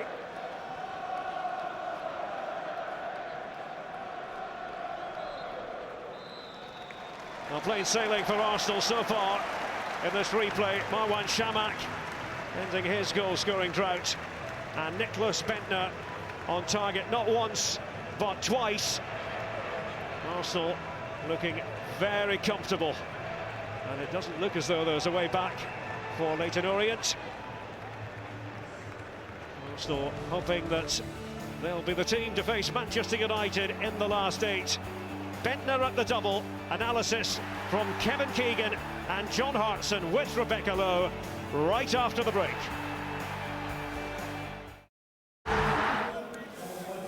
Oh dear, it is not going Orient's way tonight, is it? Tears are being shed in the Orient end. They're losing 3-0 at half-time to Arsenal. No, it's not fair, little boy, but this is a learning experience, I think, for him. It is half-time in this 5th round FA Cup replay, 3-0 to Arsenal. Kevin and John Hartson. Kevin, have Leyton Orient got into Arsenal's spaces enough? No, they haven't, but the reason they haven't been able to, I mean, Arsenal, without really getting into top gear, they knock the ball, and just as the Orient players think they can tighten them down, off it goes again. So they're getting always 3 or 4 yards from them. I think we've only seen one really good tackle happened in the centre circle from Orient. And you know, in the old days, you'd say that's what you've got to do to win a cup tie. You've got to get into them. But it's not so easy against Arsenal, John, because they're so talented, and this is not their full first-team squad. No Fabregas, there's no Arshavin, but they're still all trained the same way. They got off to the perfect start, Arsenal did, and we mentioned him before the game, Marwan Shamak, John. Yeah, Shamak here just runs across the line there a little bit, trying to get the little ball slipped through. And it's Rosicki, gets a little bit lucky, goes through the defender's legs. And as Craig Burley said in the commentary, Shamak hasn't done a lot. He hasn't made a run to the near post. He hasn't pulled away. All he's done, he's stood still, so shows young strikers watching, you haven't always got to be on the move. If you're in space and you think the ball can come to you, then just stand still in the box sometimes. That's a simple thing to do, and he tucks the finish away very nicely. So let down a little bit by the right back there, Forbes, because he didn't know whether to stick or twist. And then they got a bit of luck, Arsenal, because they tried to play it through. It got stopped, and then Rosicky knocked it through his legs. And you know, as a defender, you're thinking, if he knocks it that side, I've got it. But through his legs, a bit more difficult. Well, at 1-0 down, Orient did have a couple of chances. Ben Chorley with the first and Alex Ravel with the second. This was Chorley's chance. Yeah, well, it's a good volley for a centre-half. It's good technique, and it actually hits one of his own players. I'm not too sure whether it's going in. And this one is Daniels, is the wide man. He bobs and weaves a little bit here. Doesn't quite get it in at the first attempt, but comes back on his favoured left foot. And this Ravel makes a great run. Arsenal defenders nowhere to be seen. Just can't open up, can he? You know, just can't if he'd open been his foot left-footed, he may have scored. But opening up on your right foot to try and beat the keeper, it's only a half a chance for me. Well, that was when they Orient were 1-0 down, so that was their big chance to get into the game. But Arsenal have played in second gear, really, and they're 3-0 up. And the big challenge for me now, from an Orient point of view, is can they get a goal back, or is it going to be an embarrassing scoreline, really? Because Arsenal are just running riot. They're playing in second gear, and they've been magnificent. Yeah, Nicholas Bentner with the second goal and with the third goal. He's had a good night and two technically excellent goals. Again, though, too slow closing them down. Look how many players around, no one closing him down. But he pulls on the full-back. It's a sort of goal you'd be proud of, John. You lean on him, get up early. Yeah, well, Arsenal, and it's a great header because there's no pace on the ball. No, Arsenal don't do this enough for me when Bentner plays. Bentner's a great header of the ball, and they don't hit him enough from crosses. Every goal Arsenal score, they try and make it a wonderful pass and move goal. But they're architects of their own downfall. They're playing it out just outside the box, and that gives them problems. And this is a class finish. At first you think, could the goalkeeper do better? But Bentner's, it's never within the goalkeeper's reach, this ball. He's played it just with the inside of his foot. It's coming round. Look at that from that angle. Absolutely no chance. Great finish. Can he get his hat-trick now? You wouldn't bet against it. He's playing well. No, you wouldn't. Arsenal very much have one step in the FA Cup quarter-finals, where they'll play Manchester United away. The Leyton Orient fans, other than the tearful little boy, are still in fairly good voice. Let's hope for them it doesn't become an embarrassment. See you in a moment.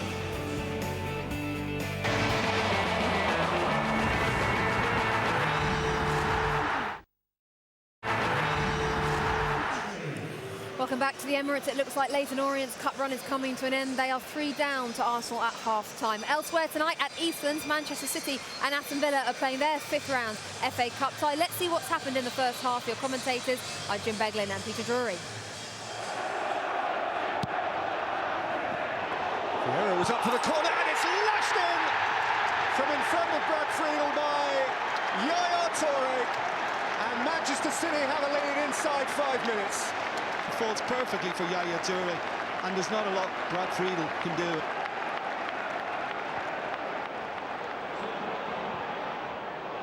Over the top by Yaya Toure, here is Balotelli!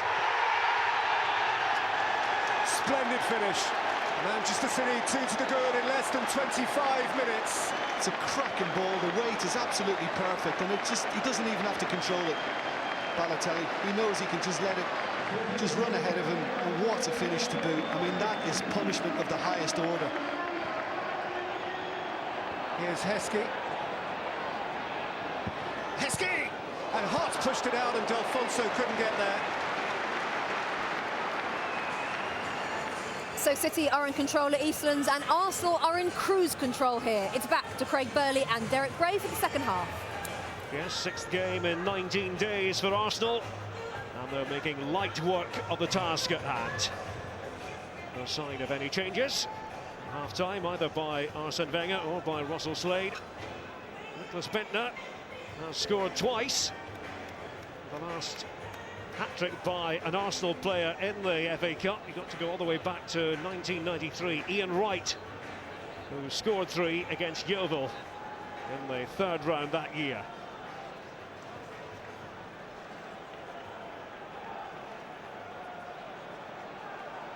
There has been something of a training exercise quality about this from Arsenal. Can they add to their already impressive total? Leyton Orient just haven't been at the races. Abu Diaby. And Abue back to Skilacci, and now Miquel. Up towards Shamak. A super play, Rosicki. Here is Bentner. Shamak.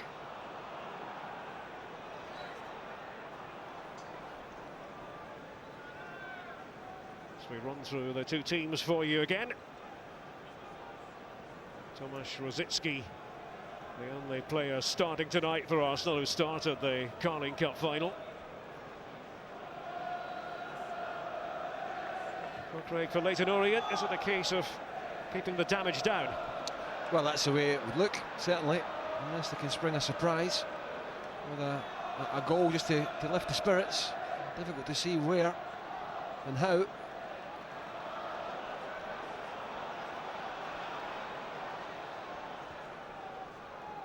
There's a Shamak.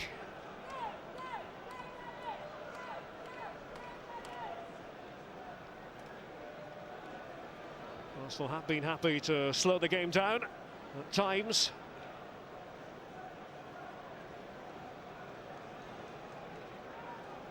A big challenge for Leyton Orient to win the ball back and then keep it for any significant length of time. Connor Henderson. Abu Diaby.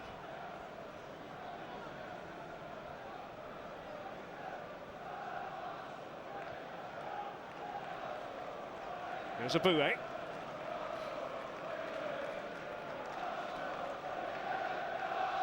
And Diaby. Bentner. Plenty of interchanging here from Arsenal. Players shuffling around. Kieran Gibbs. Danielson.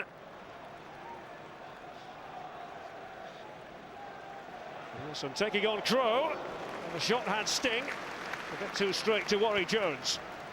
Yeah, he got a good look at it. Jamie Jones with the body behind it.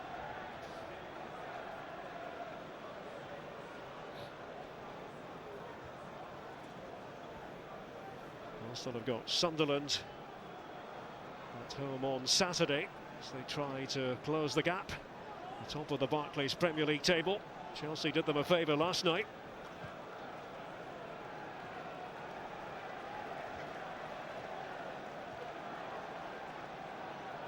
There's Chorley. Daniels.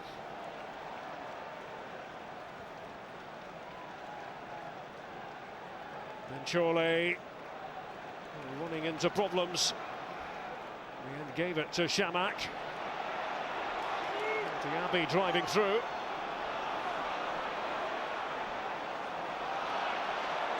Knocked away by Carroll. As Leyton Orient look for a bit of momentum. Dawson. Here's Daniels. It's headed away by Miquel.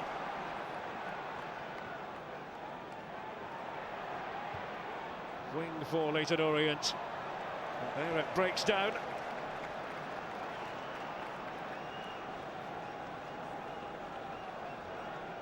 A little bit of adventure from the visitors.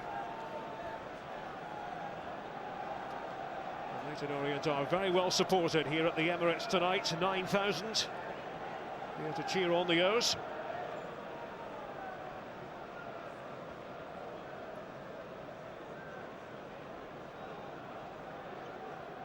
There's often said, of course, where the lower division clubs are concerned, you get one chance against the big boys. Leyton Orient took enormous credit from their performance in the first game at Brisbane Road. And Diaby trying to team up with Shamak. Diaby's through here. Abu Diaby did everything but score. Well, the end of it's a bit of a disaster, really, compared to the start of it, because it was what Abu Diaby can be about. You know, such a powerful runner from midfield with great ability to shuffle his feet for such a big fella. I'm afraid for him the end of it was pretty poor in comparison.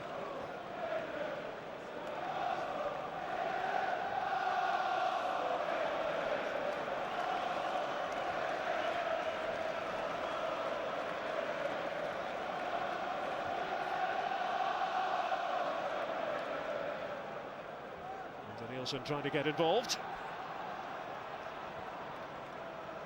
Here's Wing.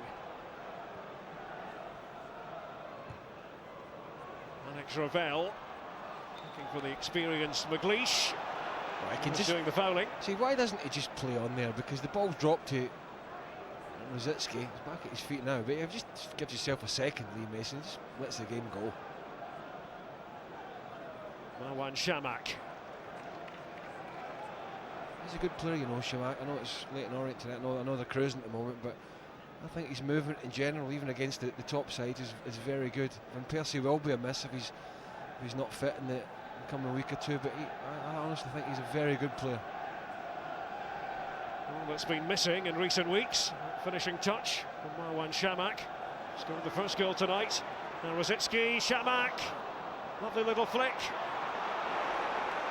Chorley gets in the way. Now Carroll for the visitors. Dawson couldn't control it. Rosicki. It's played back to him by Shamak. Here is Cox, diminutive midfield player.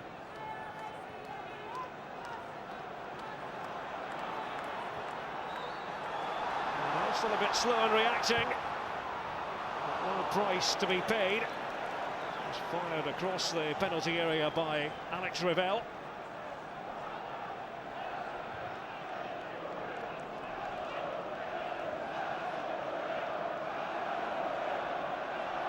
Henderson. Arsenal 3, Leyton Orient 0. One-way traffic for most of this replay.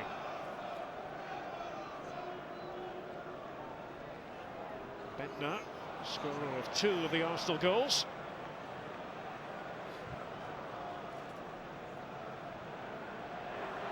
Charlie Daniels. Carroll supporting. Daniels. And McLeish in the centre. An important intervention that time by Miguel. Well, a little bit better, and again it's down that left-hand side where McLeish has really busted gut to try and get yourself in there to give him some sort of ball to try and slide across. Dean Cox to take it. Here's Charlie Daniels. And McLeish. Well, it's better from Leyton Orient. It's quite amazing. He's not the biggest McLeish, and he's still beating centre-halves to headers. He's still getting in there in front of people. Just keeps himself on side. Bentner was picking him up in the end, and I'm not sure he was supposed to be picking him up. Having been undone by the tactical acumen of Alex McLeish on Sunday, Arsenal had no interest in coming up unstuck against Scott McLeish and his teammates here tonight.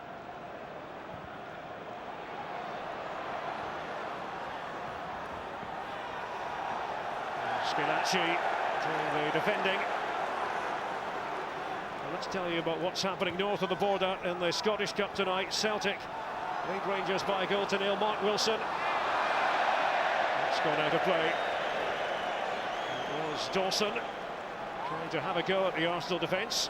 He was actually in there. I mean, Arsenal looking across at the assistant whose flag stayed down.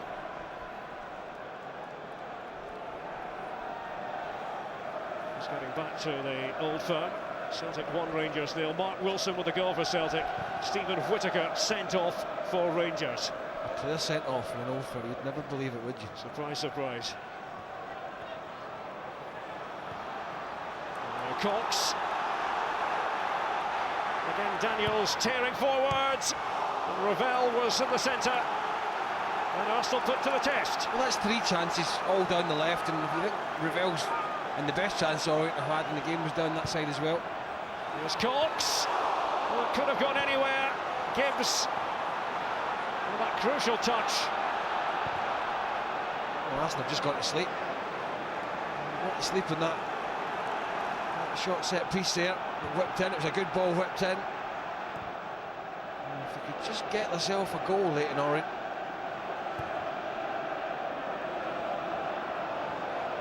Orient supporters on the lower tier making themselves heard. Only something for them to get excited about. Ravella's gone down here, and Arsene Wenger. It's going to sleep here. Look, short corner. Nobody coming out of Bowie. Just dawdling out at his own pace. And just nobody attacking that back post where Gibbs was able to flick it away. Arsene Wenger with that furrowed brow.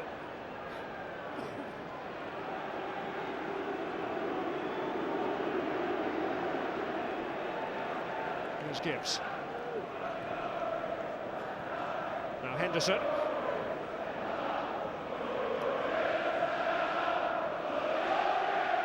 Elizabeth's tie to face Manchester United away from home a week on Saturday in the quarter-final.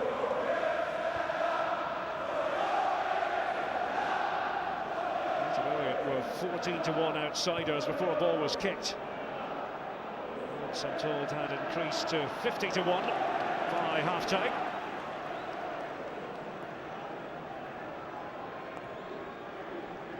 Diaby. Rosicki probing here for Arsenal. There's Bentner. Dawson.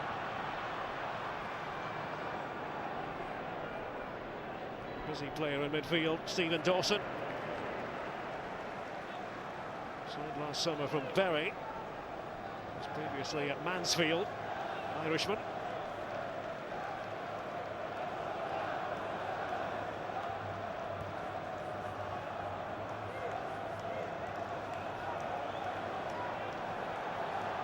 It's an uphill climb for Leyton Orient. A concern about Rosicki.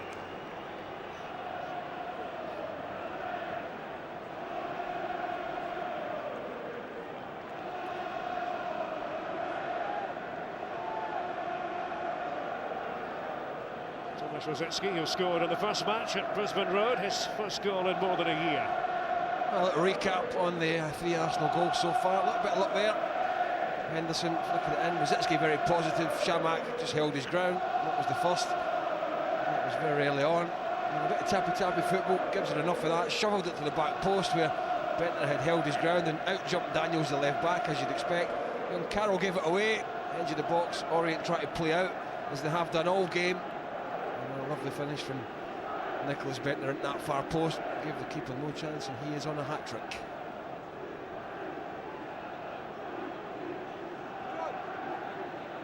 It's a bit shaken up here, Tomasz Rosicki. Yeah, does look a bit ropey, doesn't he? Head knock.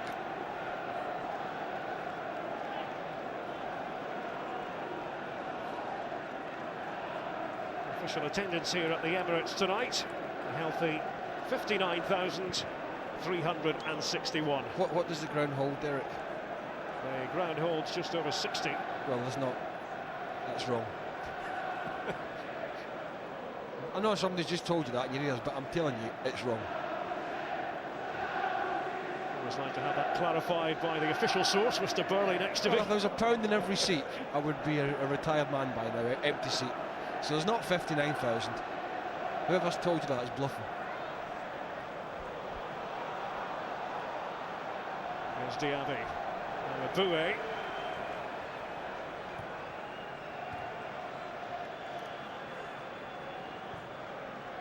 To Nielsen.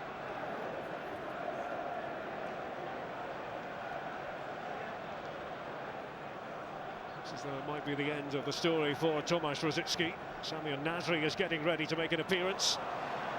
Here's Dawson.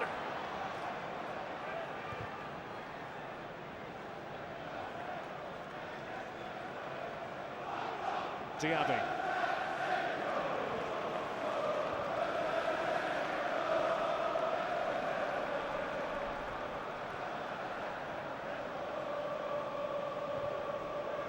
Swirls of pressure from Leyton Orient in the second half, nothing really sustained.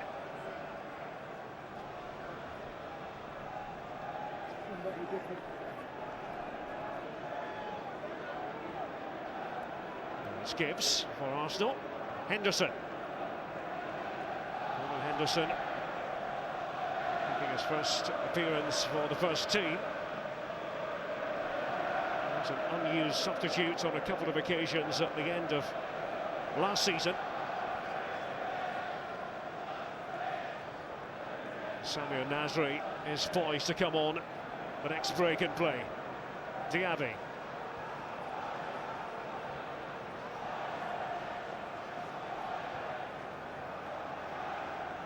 Rosicky doesn't look too happy with life.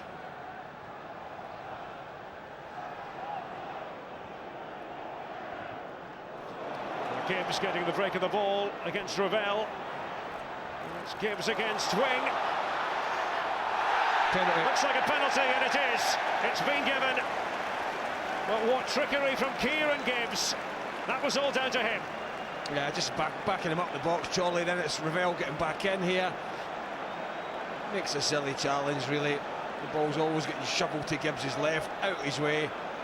Never going to make a challenge there or get the ball there. Silly challenge, really, from Ravel. Not that I think it's going to make a great deal of difference in the context of the game. Samir Nasri has come on for Tomasz Rosicky. And this is going to be Nicklas Bendtner's moment. Is he going to chip it? I wonder. Bendtner on a hat-trick and scores for Arsenal. First hat-trick by an Arsenal player in the FA Cup for 18 years. Yeah, I love the penalty. Gave Jones no chance. No real pressure. 2 good goals from Bendtner in the first half in a match that they're cruising now, so can stride up with no stress and no pressure and just guide it in he has, and just about seeing this evening out now for Arsenal without picking up any more injuries. This is the challenge from Ravel. It's just inexperience, really. There's not a great deal in it, but there's a bit of contact.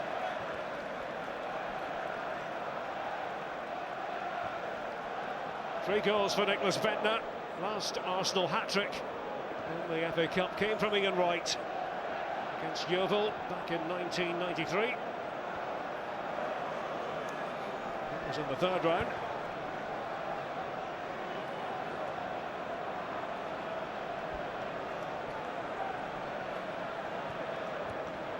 Orient players might well be wishing this night would come to an end. Here's a Boué, who thunders it in.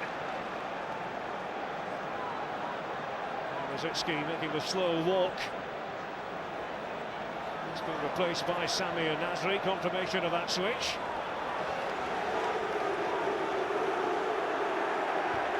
Oh, just look at that. And Nicklas Bendtner in the unfamiliar right-back position. He almost gifted one to Leyton Orient. I did say to you in the first half, it's either something brilliant or something disastrous from Bendtner.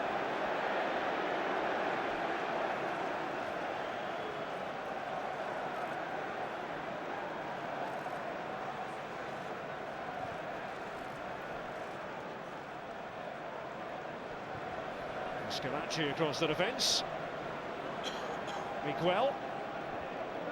Sure they're thinking, leave it to the players who are supposed to be at the back. Keep Nicklas Bendtner away from it, that area.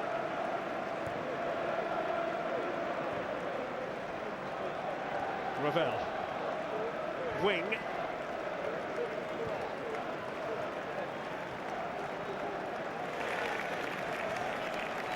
That's not what Arsene Wenger needs. Another injury to a key performer. Offside flag has gone up here. It was a borderline decision. Dawson continued his gallop. Another hero of Brisbane Road. In the first match, Jonathan Tahoué is going to come on. That will be all for Scott McLeish.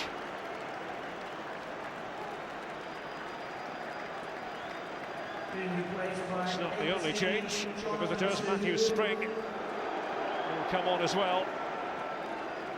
So a double switch. Crow has made his way off.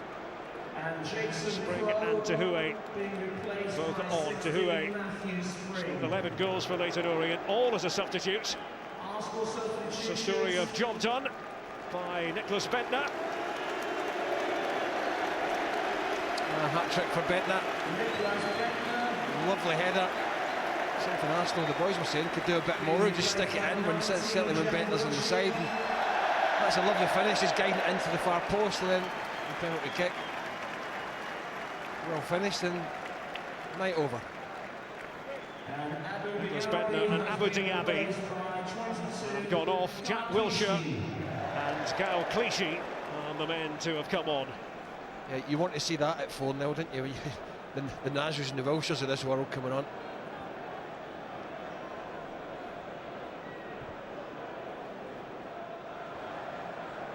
Told that Abu Diaby made 69 passes and they all found their man.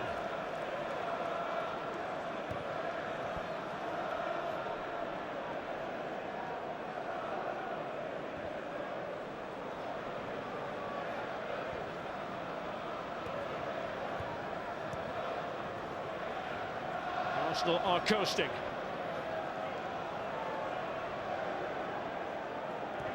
These matches against Leyton Orient will have done the confidence of young Miguel a power of good.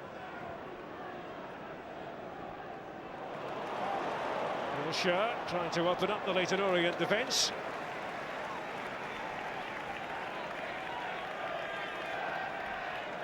There was a yellow card for Abu Diaby just before he left this match. It's for a foul on Cox. And here's Shamak trying to draw it back. Confirmation of the Diaby yellow card. Clichy.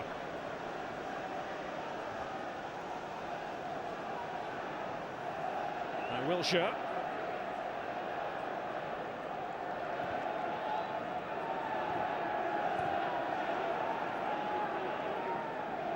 Midway through the second half. You wouldn't be surprised if Arsenal were to produce more goals.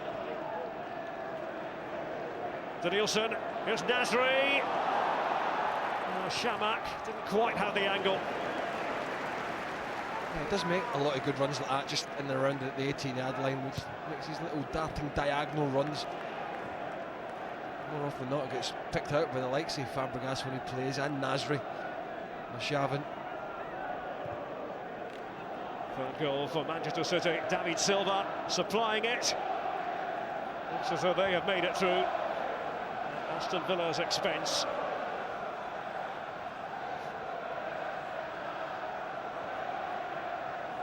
Shamak, tail end of that particular move.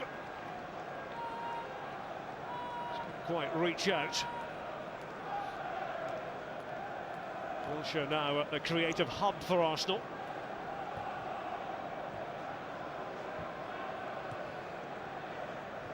Dawson.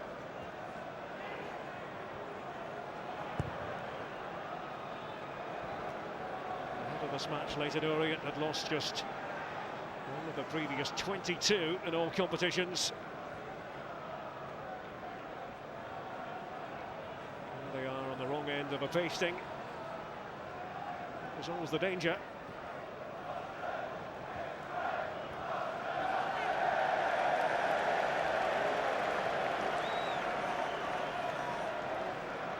Abue with it.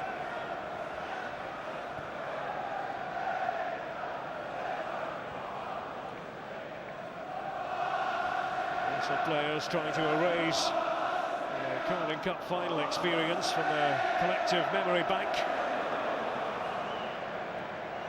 This is certainly the way to do it. Pile on the goals. Henderson. Daniels, his direct opponent.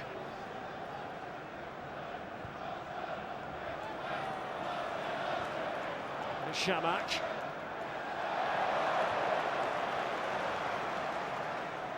There's a play again from Arsenal. Henderson. Too much on it for Wilshere.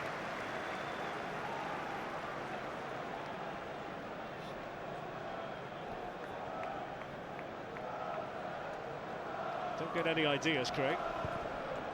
Well, I've told you my prices yet.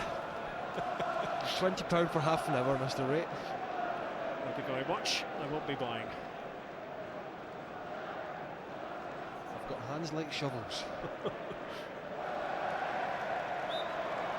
trouble is for these Orient lads, and I mean, it's such a big pitch here at the Emirates, and they probably come into this game and all the talk in the Orient training camp, the dressing room, let's close them down, let's make it difficult, let's get the tackles in, all that kind of thing. But in theory, it's very, very difficult, because you've got to really squeeze out and make it difficult for them, and that leaves big gaps at the back. Andrew Wing, shuffled away by Miguel. Shamak. You said it earlier, Derek, you generally get one opportunity against, I mean, certainly against the real big boys. Special night for the Leyton Orient players, just to be involved here at the Emirates. Freedom for Nasri. And Shamak couldn't quite get there. Good play by Wing. Well, they tried the old trick from the first goal, and that was just not to make a run, really. Samir Nasri. Mr. Nielsen. Clichy, who's come off the bench. Wise Wilshere. Not too much ferocity.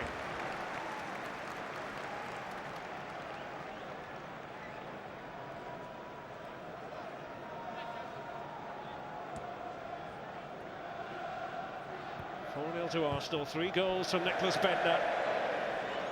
The other from Marwan Shamak.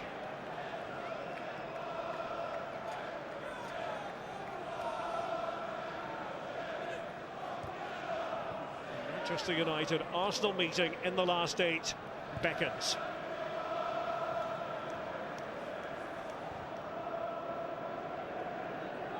Kieran Gibbs was fouled inside the box, leading to the penalty that enabled Bendtner to make it 4 for Arsenal. Nielsen.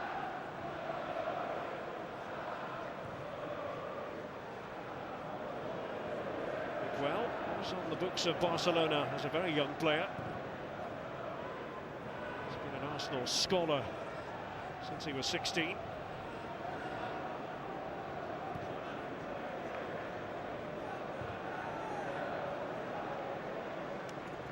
Skilacci. Eboué.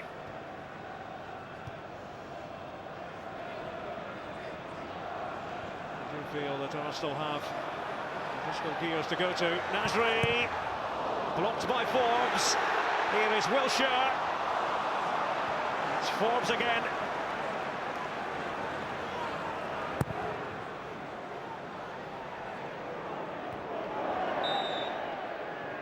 Jonathan Tahoué. He's not going to get away with that.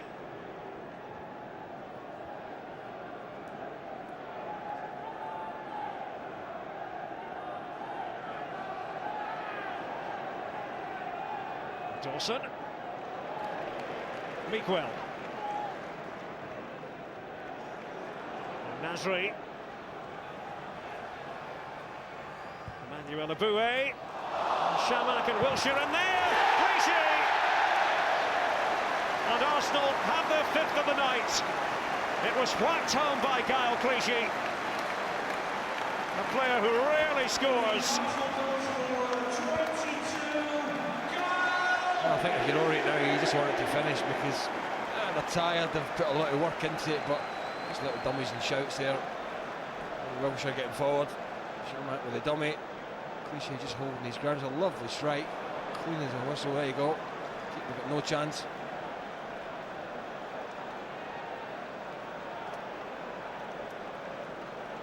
Met with the approval of Arsene Wenger, and Kyle Clichy scores only his 2nd senior goal, his previous strike for Arsenal coming back in November of 2008 against Stoke City.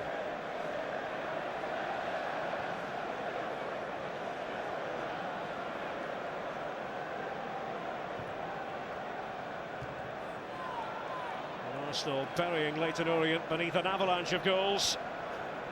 Still, the great showman can smile. We'll get a healthy share of the gate tonight. He reckons around £700,000 alone from gate money. Was it Barry Hearn that decided there was 59,000 in?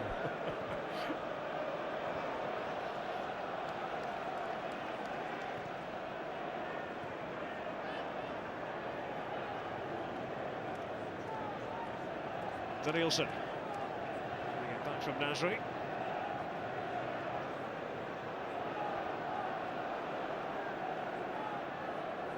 Here's Cox. Wilshere latching onto it. Nasri. Now Clichy.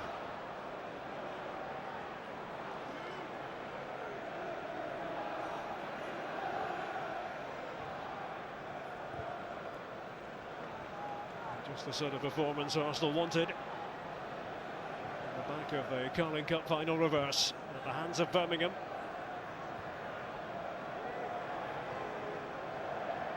Still on the scent of 3 pieces of silverware. Yeah, we don't learn anything from tonight. This was very much expected. I've got to say that. The real metal over the next 2.5 months. Maybe even the next 6 days. Sunderland, Barcelona, away. And then Manchester United away to complete the trilogy. Yeah, that is really, it's going to shape it. It is going to shape it for them. I think it's going to be do or die for them.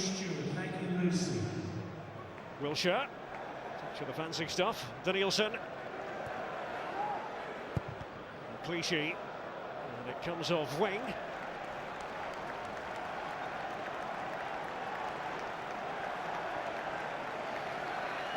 It's been that sort of night for some.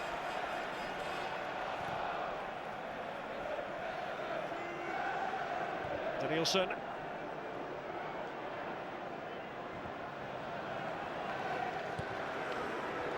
There's Clichy. Jack Wilshere. Player of tremendous vision. And Guile. Dawson.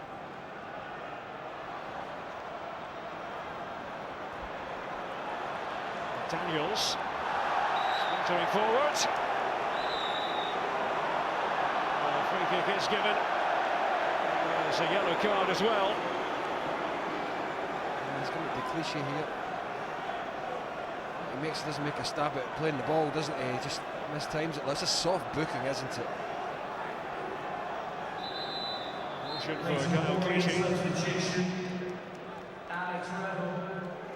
There's an Orient. Going to make a change. Alex Ravel, who is departing. Paul Jose, who will come on, 18 years of age, exciting talent, Congolese by birth, represented Belgium at youth level.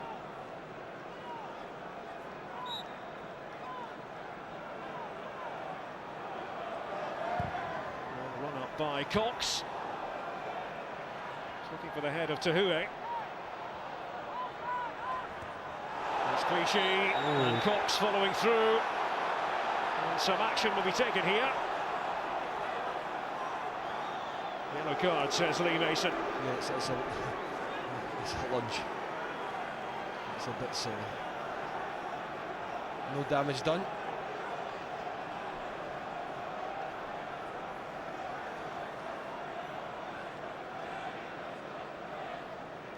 Successor start for Dean Cox, who scored 2 goals in his FA Cup debut. It was with Brighton back in 2006, and an 8-0 win against Northwich Victoria. It was in the first round of the 2006-2007 season.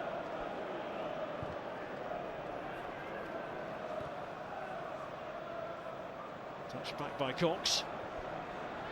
There's Nasri.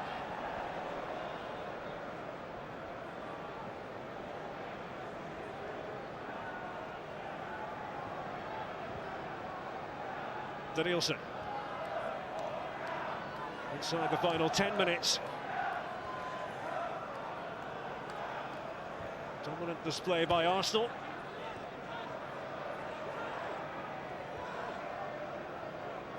Wilshere.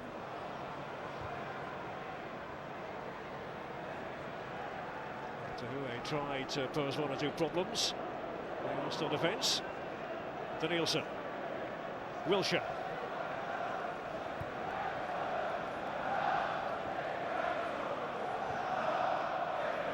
Arsenal know full well the more difficult battles lie ahead. On, clever one by Clichy. Wilshere. And Terrell Forbes did just enough.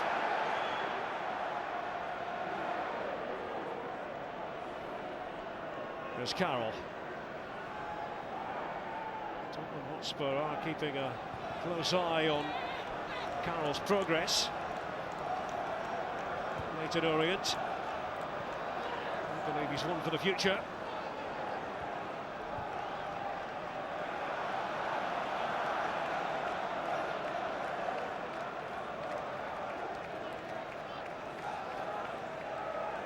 Still happy to keep the pace. Pedestrian. Nasri. And Jones trying to prevent the corner, but failing to do so.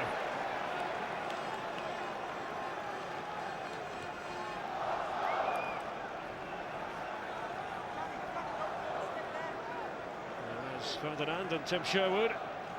We're here to watch Tommy Carroll. There's Ramsey there as well. Tottenham Carroll's parent club.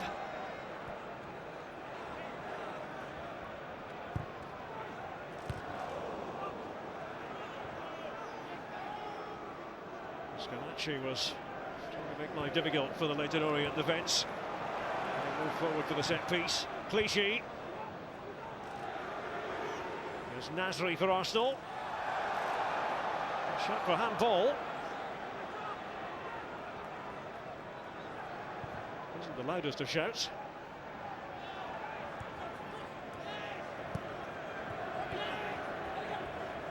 Dawson.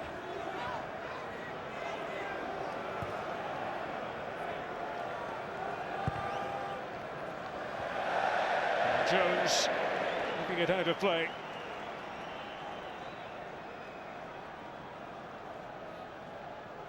Not sure if that was a wave of defiance. At least there are no tears involved. If you watch the Everton-Reading game last night here on ESPN, you'll know what I'm talking about. A great opportunity now, Reading, haven't they? I think they go to Manchester City, don't they? Quarter-final. Yes, they do. And Arsenal will likely go to Old Trafford. Say likely, it's not much a certainty now, but can't say it officially just yet.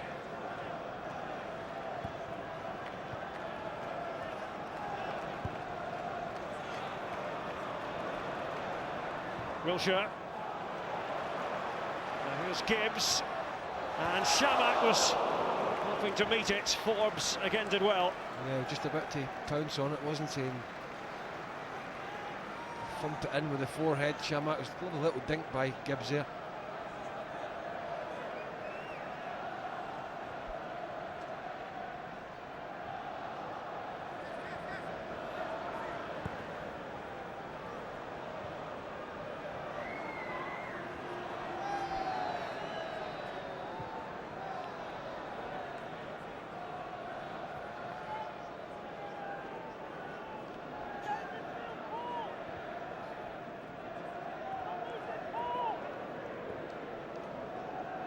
Still trying to keep things ticking over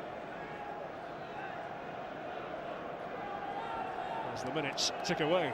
I think it'll be interesting to see what they do. Arsenal against Sunderland going into the Barcelona game, because he has to play what he thinks is his strongest side, because such as the closest to the Premier League title race now, Derek, he's got to stay in there, but then that gives him the headache for 3 days later or whatever it is. So it's a very difficult one for Arsene Wenger. So it's all about prioritising and choosing the right team for each particular match. Well, I don't think you can prioritise between the Premier League and the Champions League. I mean, they are the two that you want to go for. And the two that Arsenal are still in, including obviously the FA Cup here, but those two would be bigger in their minds. Something was funny, apparently. Hope it was nothing we said.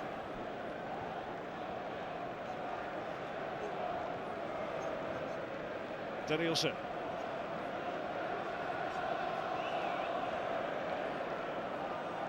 Samir Nasri used as a substitute in this match. Clichy, Forbes, Wing, Kieran Gibbs.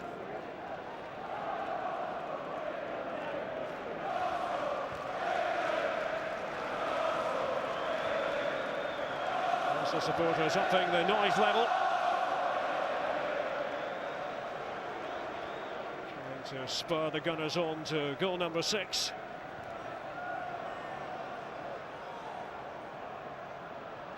There's Mpoku. Trying to spring to Hue. Headed away by Schillaci. Bustling through is Dawson.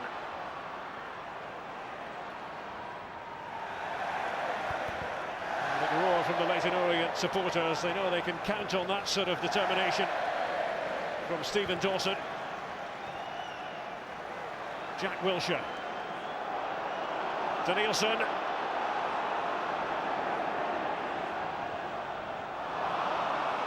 That breaks down following Danielson's pass. Mpoku.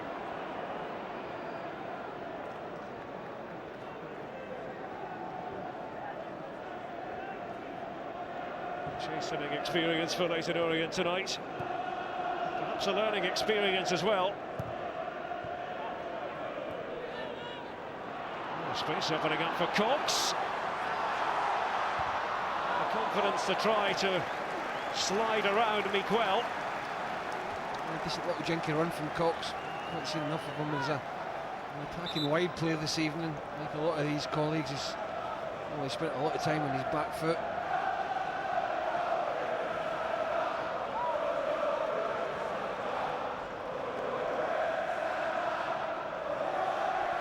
There's Wick. Whistle's gone. Leyton Orient thought about taking the quick free kick. Mason telling them exactly where the ball has to be positioned. Will be left to the Leyton Orient fullback, Charlie Daniels.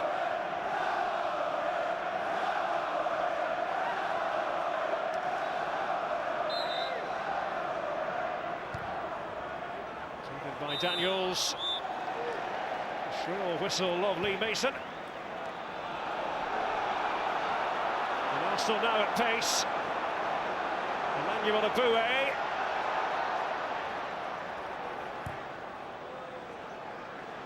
Connor Henderson.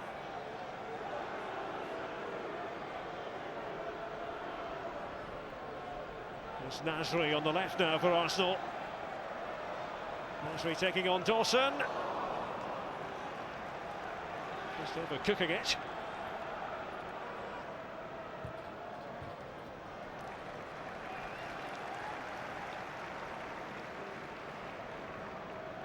Very few of the Leyton Orient players will ever have lined up in front of as large a crowd as this.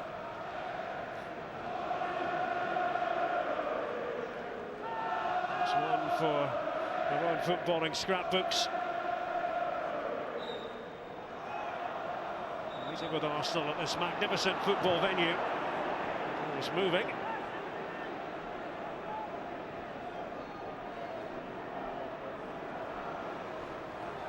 Carroll.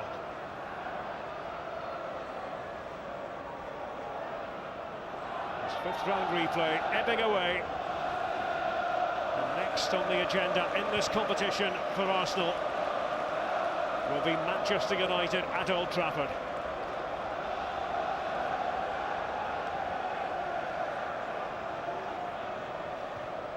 By Dean Cox. Carroll. Cox. Well, this could be interesting. Dean Cox, can he? He was willing it in. He wasn't the only one. Well, a lovely interplay between Cox and young Carroll just here. Runs at him with pace. Shows a good turn of foot, I've got to say. It's a good save in the end, and that deserved a goal, that did really. It's taken short in the corner in the end. And Abue sticking to his task. Watching Mpoku.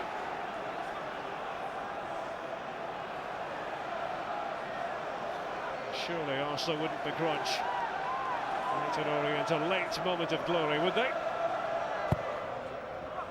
Taken by Cox into the clutches of Almunia. Manchester City have made it through against Aston Villa. 3-0 the margin of victory. It'll be Manchester City against Reading. We'll see that game with us here on ESPN. Quarterfinal. Abue.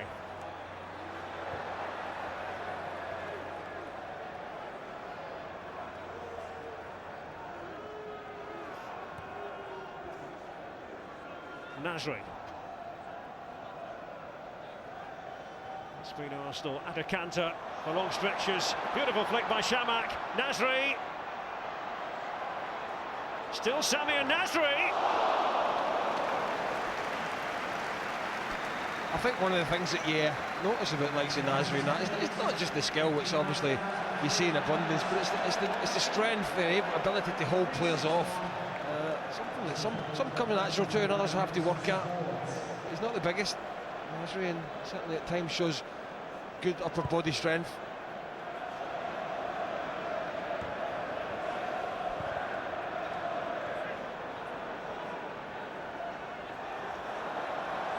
They're still plugging away here, Leyton Orient.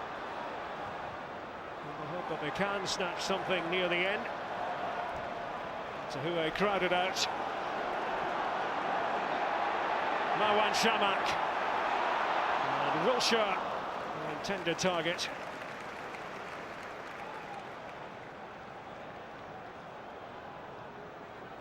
You can leave the games until after the final whistle, perhaps.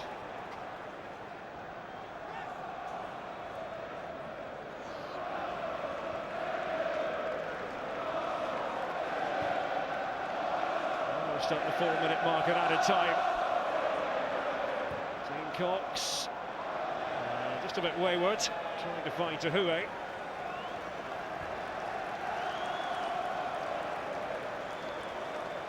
You can make the case that Dean Cox deserved the goal just a couple of minutes ago.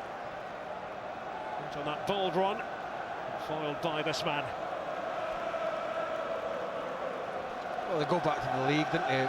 Russell Slade's men, and they concentrate and try to get into the playoff position or whatever it is. They've been in a good run, so they're obviously capable.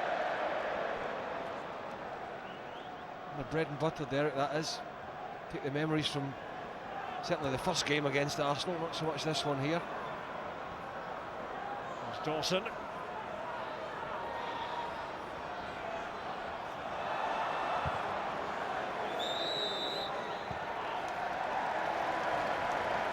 So the flag was up just as that was developing. And after the first game at Brisbane Road 10 days ago, the cry from Leyton Orient was Viva Las Vegas. Sadly, from their point of view, it won't be a case of Ole Old Trafford. Arsene Wenger's men will be going there instead. They will face Manchester United in a very high-profile quarter-final. In truth, it wasn't Leyton Orient's night. Marwan Shamak scoring the opening goal, and then followed a hat-trick by Nicholas Bentner. First hat-trick by an Arsenal player in the FA Cup for 18 years, and for good measure, Gael Clichy thumping home a 5th goal. It was emphatic from Arsenal. They go marching on. Leyton Orient bow out.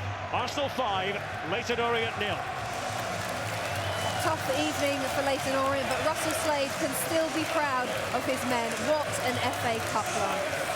Now, on Saturday from 4:45, we are live from Eastlands as Manchester City try to keep pace at the top of the Premier League, while Wigan's fight for survival continues at the bottom. City versus Wigan is live right here on ESPN. After that game, we also have live action from Serie A in the form of Juventus against AC Milan. That's at 7:45. Both are available, as always, on HD. It's round 2 of the World Rally Championship on Sunday. We're live from Mexico with the power stage on Sunday at 5 o'clock. Then, a week on Saturday, we have FA Cup quarter-final action for you. On the Saturday, it's Birmingham against Bolton with coverage starting at midday. Then on Sunday, we've got a 4 o'clock start for Manchester City, who tonight have beaten Aston Villa in their 5th round tie, are playing Reading. And don't forget, on our sister channel, ESPN Classic, every Saturday and Sunday at 9, FA Cup Corner, including this weekend, action from Chelsea, Leeds and Newcastle. Action from City Villa to come later. But here at the Emirates tonight, Arsene Wenger got the reaction he was looking for and some. Arsenal have cruised into the quarter-finals at the expense of Russell Slade and his Leyton Orient team, who have been supported tonight incredibly by 9,000 fans. They've done themselves proud. We will have all the post-match reaction, Russell Slade and Arsene Wenger, coming up next.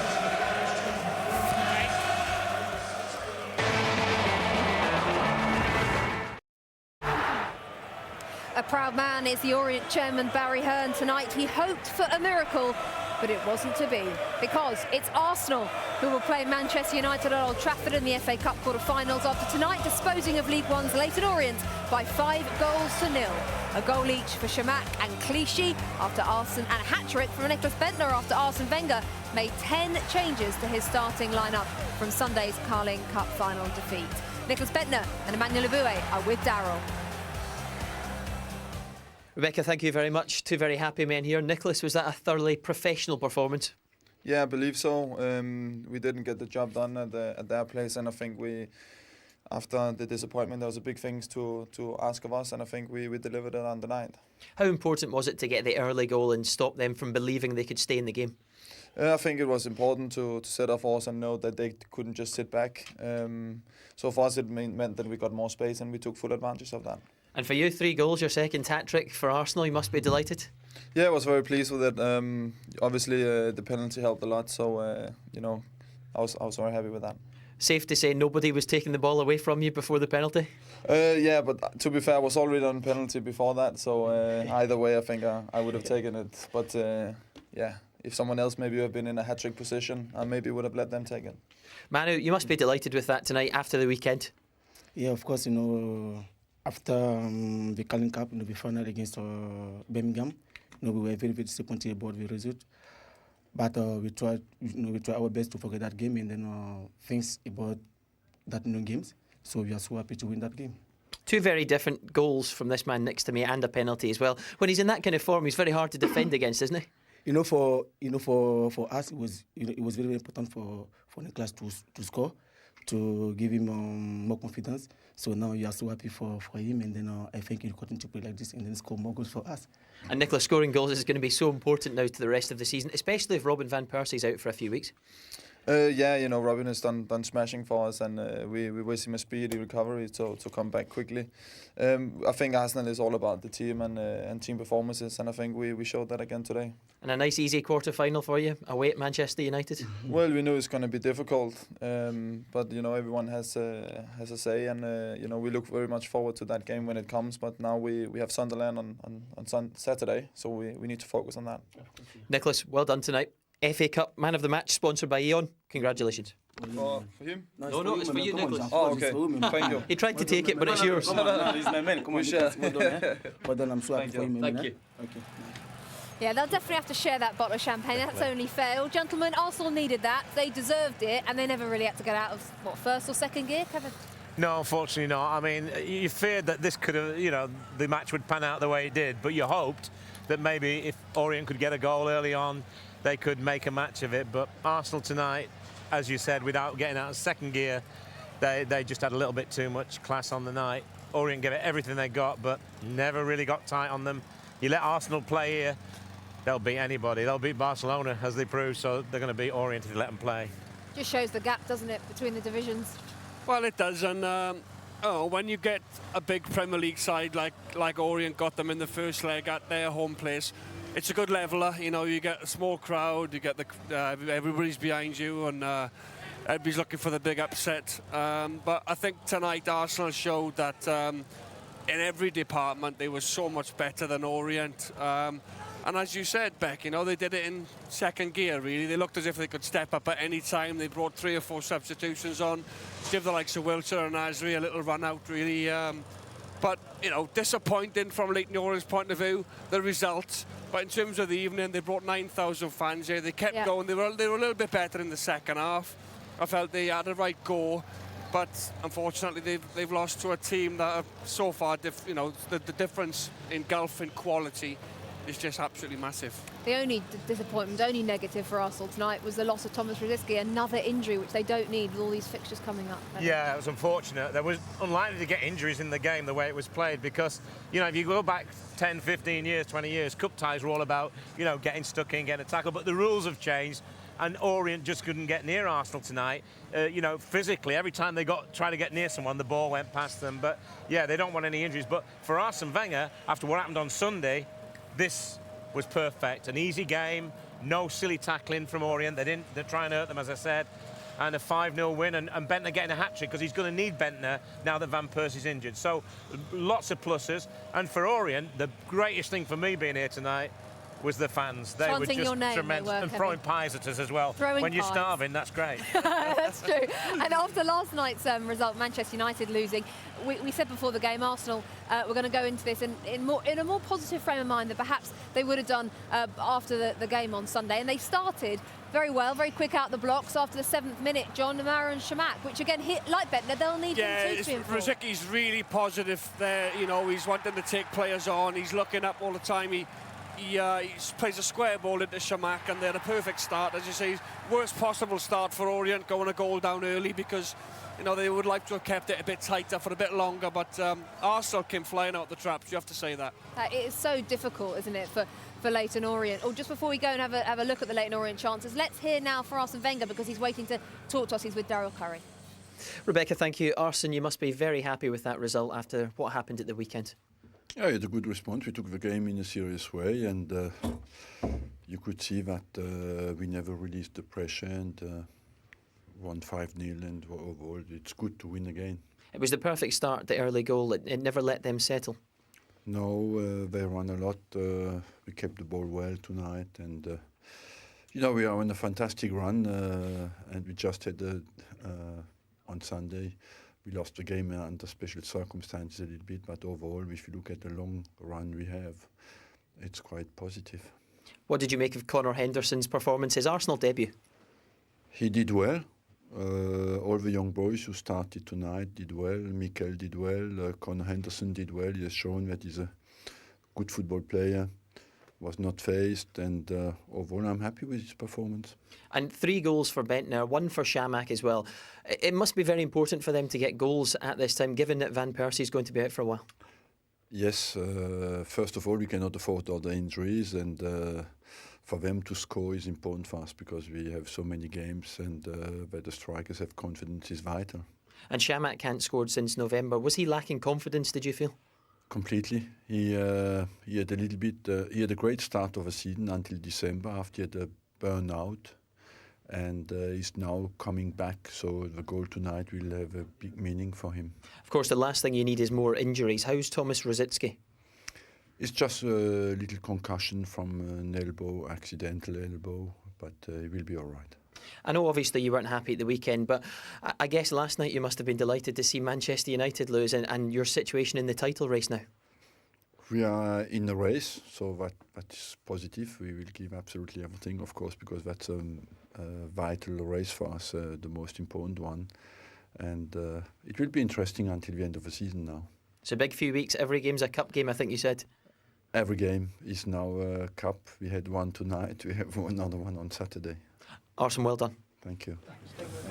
He looks a lot happier than he did on Sunday evening. Arsenal are back on track. He talked about Nicholas Bentner and the importance of him now with Robin Van Persie being injured. Scored a hat-trick this evening. Were you impressed with him, gentlemen? Yeah, and, you know, without really saying he played fantastic, he did everything that was asked of him. And, you know, if I'd have been him, I would have took the penalty with my left foot because he'd have got the perfect hat-trick, a right foot shot, a left foot shot. I mean, here he gets up very early, leans on the fullback, but the header itself is fantastic because there is no pace on the ball. But if you look, he pulls up onto the fullback, and I think they give him too much time here, Arsenal. You can't give him this time. Look, 3 players round, nobody going to the ball. At least one of them's got to make an attempt. He just hangs it up. You think there's no danger, but with Bentner and his strength, there is. And he places it in the perfect position and gives the goalkeeper no chance. And with him as well, I think I've seen him play on the right. I've seen him play on the left where he can cut inside. He's got great feet for a big fella.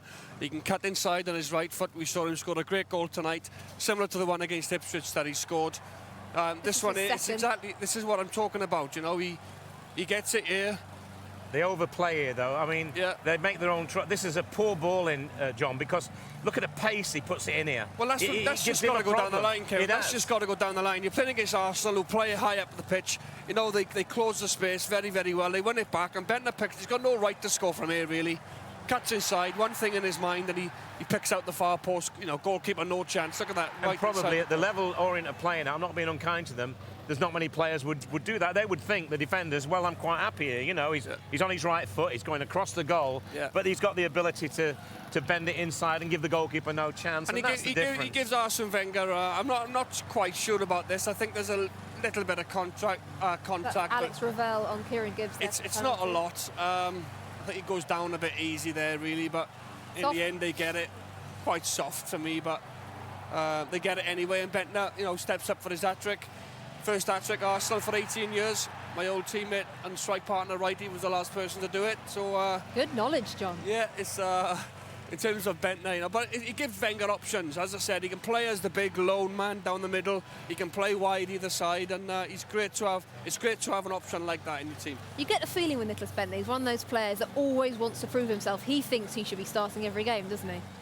Yeah, he does, but I'm afraid in the past he hasn't done enough to command that position, and that's why he hasn't started every game. At times he can look a really, really top-class player, and then at other times the ball comes off him and he doesn't get over-involved in the game. But, you know, they need him now. And he's an international player, he scores goals at international level, and he's genuine. That's what I like about him. And he comes in the team, he gets dropped, left out, comes on sub for 5 and 10 minutes. But whenever he starts him, Arsene Wenger, he gets a performance out of him of effort. Not always resulting in goals and that, but he goes out there and he gives his all. And that's what I like about him. He's still young. He's still young enough to get better. And the crowd here as well, you know, they're not overly convinced with him, you know, and as Kevin said, they just don't see enough on a regular basis of him. If he performs like this every week, then, he's a certain starter most weeks then. Well, it was game over by then, but just enough time for Gael Clichy to score his first ever FA Cup goal, and a lovely strike this. Well, it's great. This is where you want your left back coming in on the back stick, really. You know, he's up with the play. He's coming in the back stick here, arriving quite late, and that's a wonderful strike across the goalkeeper. Keeper absolutely no chance. It's a good strike, but the defending's not good. But by this time they're 4-0 down, and I mean, for a full-back, that is a great finish. But you know, Wiltshire could have scored there. He misses it. But look at that, no chance for the keeper in the end. But by this time, it was game over, and I'm afraid that the class gulf was for all to see. It was game over, but Leyton Orient didn't give up. In the last few minutes, they were down this end a lot. They got corner after corner, and Dean Cox had a really good chance to try and get a little bit of consolation, a little bit of pride back. The fact none of these Orient fans had left their seats, but he just couldn't do it. Yeah, great run, clever feet, and he'd done the hard part. He's just got to put it in the net, but I think the keeper gets a touch on this.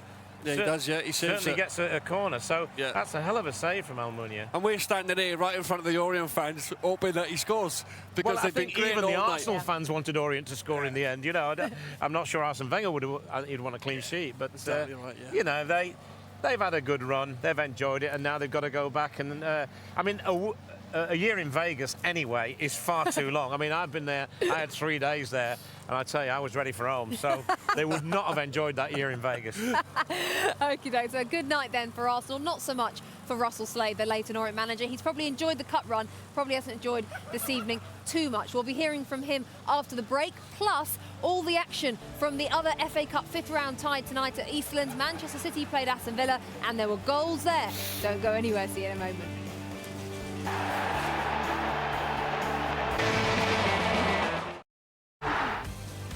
It's been Arsenal's and Bendtner's night here at the Emirates. A hat-trick for the Danish striker as he and his team cruised into the FA Cup quarter-finals where they'll play Manchester United at Old Trafford. Let's hear now from the defeated manager Russell Slade. The Leyton Orient boss is with Daryl. Bex, thanks. I guess, Russell, the last thing you needed tonight was to concede an early goal. Yeah, it certainly was. It was a difficult night for us. It was a hard night for us, but fair play to my team. They just kept playing, kept trying to play. The chances were few and far between, but this was a very disciplined Arsenal side tonight with a real focus that were ruthless, in fact. You did have a couple of chances, though, at 1-0 down, and of course, if any of them had gone in, Ravel, particular his chance, what a difference that would have made to the game. Yeah, it could have done, but as I say, Arsenal were in the mood tonight and, made life difficult for us. So, I mean, fair play to them. I mean, they play some wonderful football and we try to live with that and try to get on the ball a little bit more, which we did. We got on the ball more than what we did at home, and I was pleased with that side of it, but... if we played them every week, maybe we'll get an awful lot better. In some ways, was it difficult to come here tonight anyway, of course, but more difficult after Arsenal had lost the big game of the weekend? Yeah, I mean, that's something I said before the game. I think they're a good group. They're a group of internationals. They'll be very focused and disciplined, and their attitude tonight and to get the performance they got, I thought was absolutely spot on. You've been in great form in League One, though. This kind of experience, will this help in the push for the playoffs? Well, let's look this way. Last time I lost 5-0 was to Brighton, and we've not lost since. So if we can do that and go on a run of not losing for the next 12 or 16 games, which is what we've got left, then I'll be absolutely delighted because it will mean we'll finish the season in the top 6. Always taking the positives? Always. It's been a real pleasure speaking to you the last few days, Russell. Great to meet you as well. Thanks for your time. It's a pleasure. It's been a great journey. Thanks. It sure has, and he's right. Last time they lost, it was a 5-0 against Brighton, 5-0 tonight, so let's hope for their sake they go on another unbeaten run of 22 games. Yeah, well, they've got the character to do it. They've done it once. There's no shame in losing here tonight to an Arsenal side that, like Russell said, was very disciplined.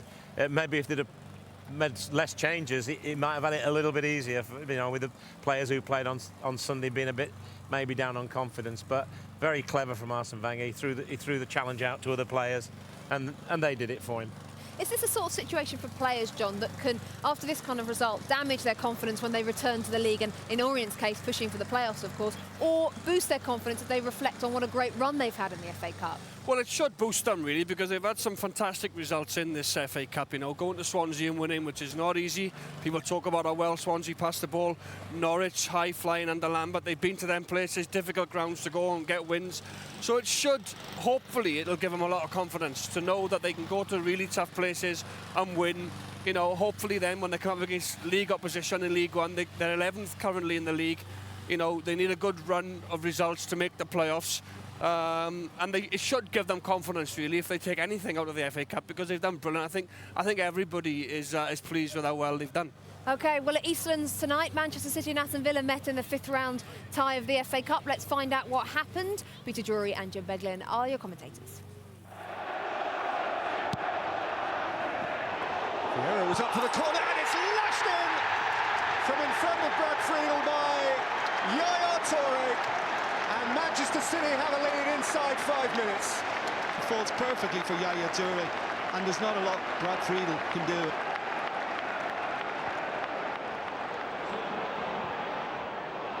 Over the top by Yaya Toure, here is Balotelli!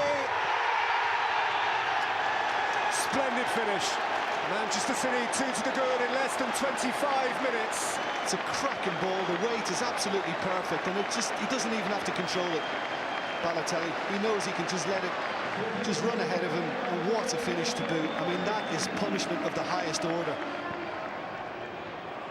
Here's Heskey. And Hart pushed it out, and Delfonso couldn't get there. I just think Manchester City could have worked harder to get to Emile Heskey a little quicker. I mean, Micah Rich is the one trying to front up to him, but I think, in fact, it's Boateng who's fronting up to him, and I think somebody could have got out and helped him a little quicker.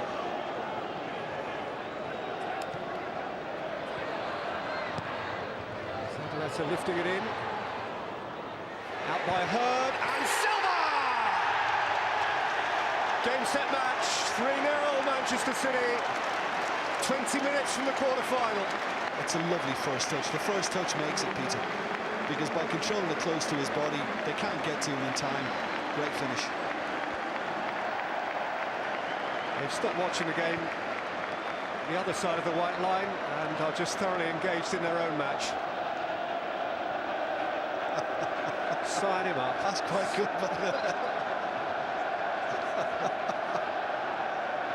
well, I'm glad they've got something to cheer about. The Cups are serving you very well as a manager at the moment. If the Premier League is a little difficult, the Cups are proving the real strengths of your team. No, I think that every game is difficult. Tonight, because we had more recover from the last game. 3 days, you play in the night, more fresh. I changed 2-3 fresh players. Is different. Saturday, I think that we can use another 2-3 fresh players, and maybe we can play better. Jared, a difficult evening. What positives can you take first? I think we have to acknowledge first that we were beaten by a team that is better than ours at the moment, and they had a good game. I don't think we had a bad game. If you take away the 2 goals of the first half, maybe it was even. We were unlucky because after the first goal, which came too early, there was a period of 10 or 15 minutes where probably we were haunted by what happened here in December. But we finished the first half well, better. I still think the second half was also better, but we I admit that we didn't hurt them enough. It's a different game from the last time. I think the score is very flattering for them, but they had, they're very realistic. That result at Eastlands means this is what the FA Cup quarter-final lineup looks like. Birmingham against Bolton, Manchester United, Arsenal, Stoke host West Ham, and it's Manchester City against Reading. Kevin, who would you make your favourite for the Cup? Well, I said Man City before, and we've got that game, and I'm looking forward to that. Reading, if they play like they did at Everton, that will be a cracking tie. A shame, John, that United and Arsenal are meeting? Not for Man City and the other teams involved. No, they're delighted. But obviously Reading flying the flag for the Championship. In recent years we've had Cardiff, we had Millwall back in 2003 from the Championship. But tough game for Reading going to Man City. I'll stick with Arsenal. I know they've got a difficult game going to Old Trafford next round, but I'll stay with Arsenal. OK, so you go for Arsenal, you go for Manchester City. OK, could be a final. Interesting. OK, gentlemen, tonight, John, Kevin, thank you very much indeed for joining us here at the Emirates. So Arsenal are back on track. They have cruised into the quarterfinals where Manchester United awaits. Thanks for watching. Good night. I will hold on hope, and I won't let you choke on the noose around your neck, 'cause I need freedom now, and I need to know to live my life as it's meant to be.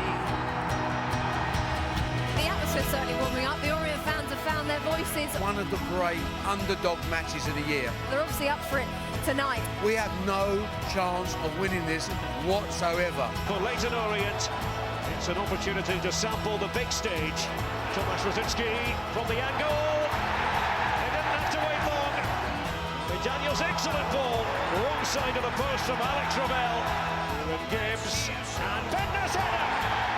2-0. It's Bender.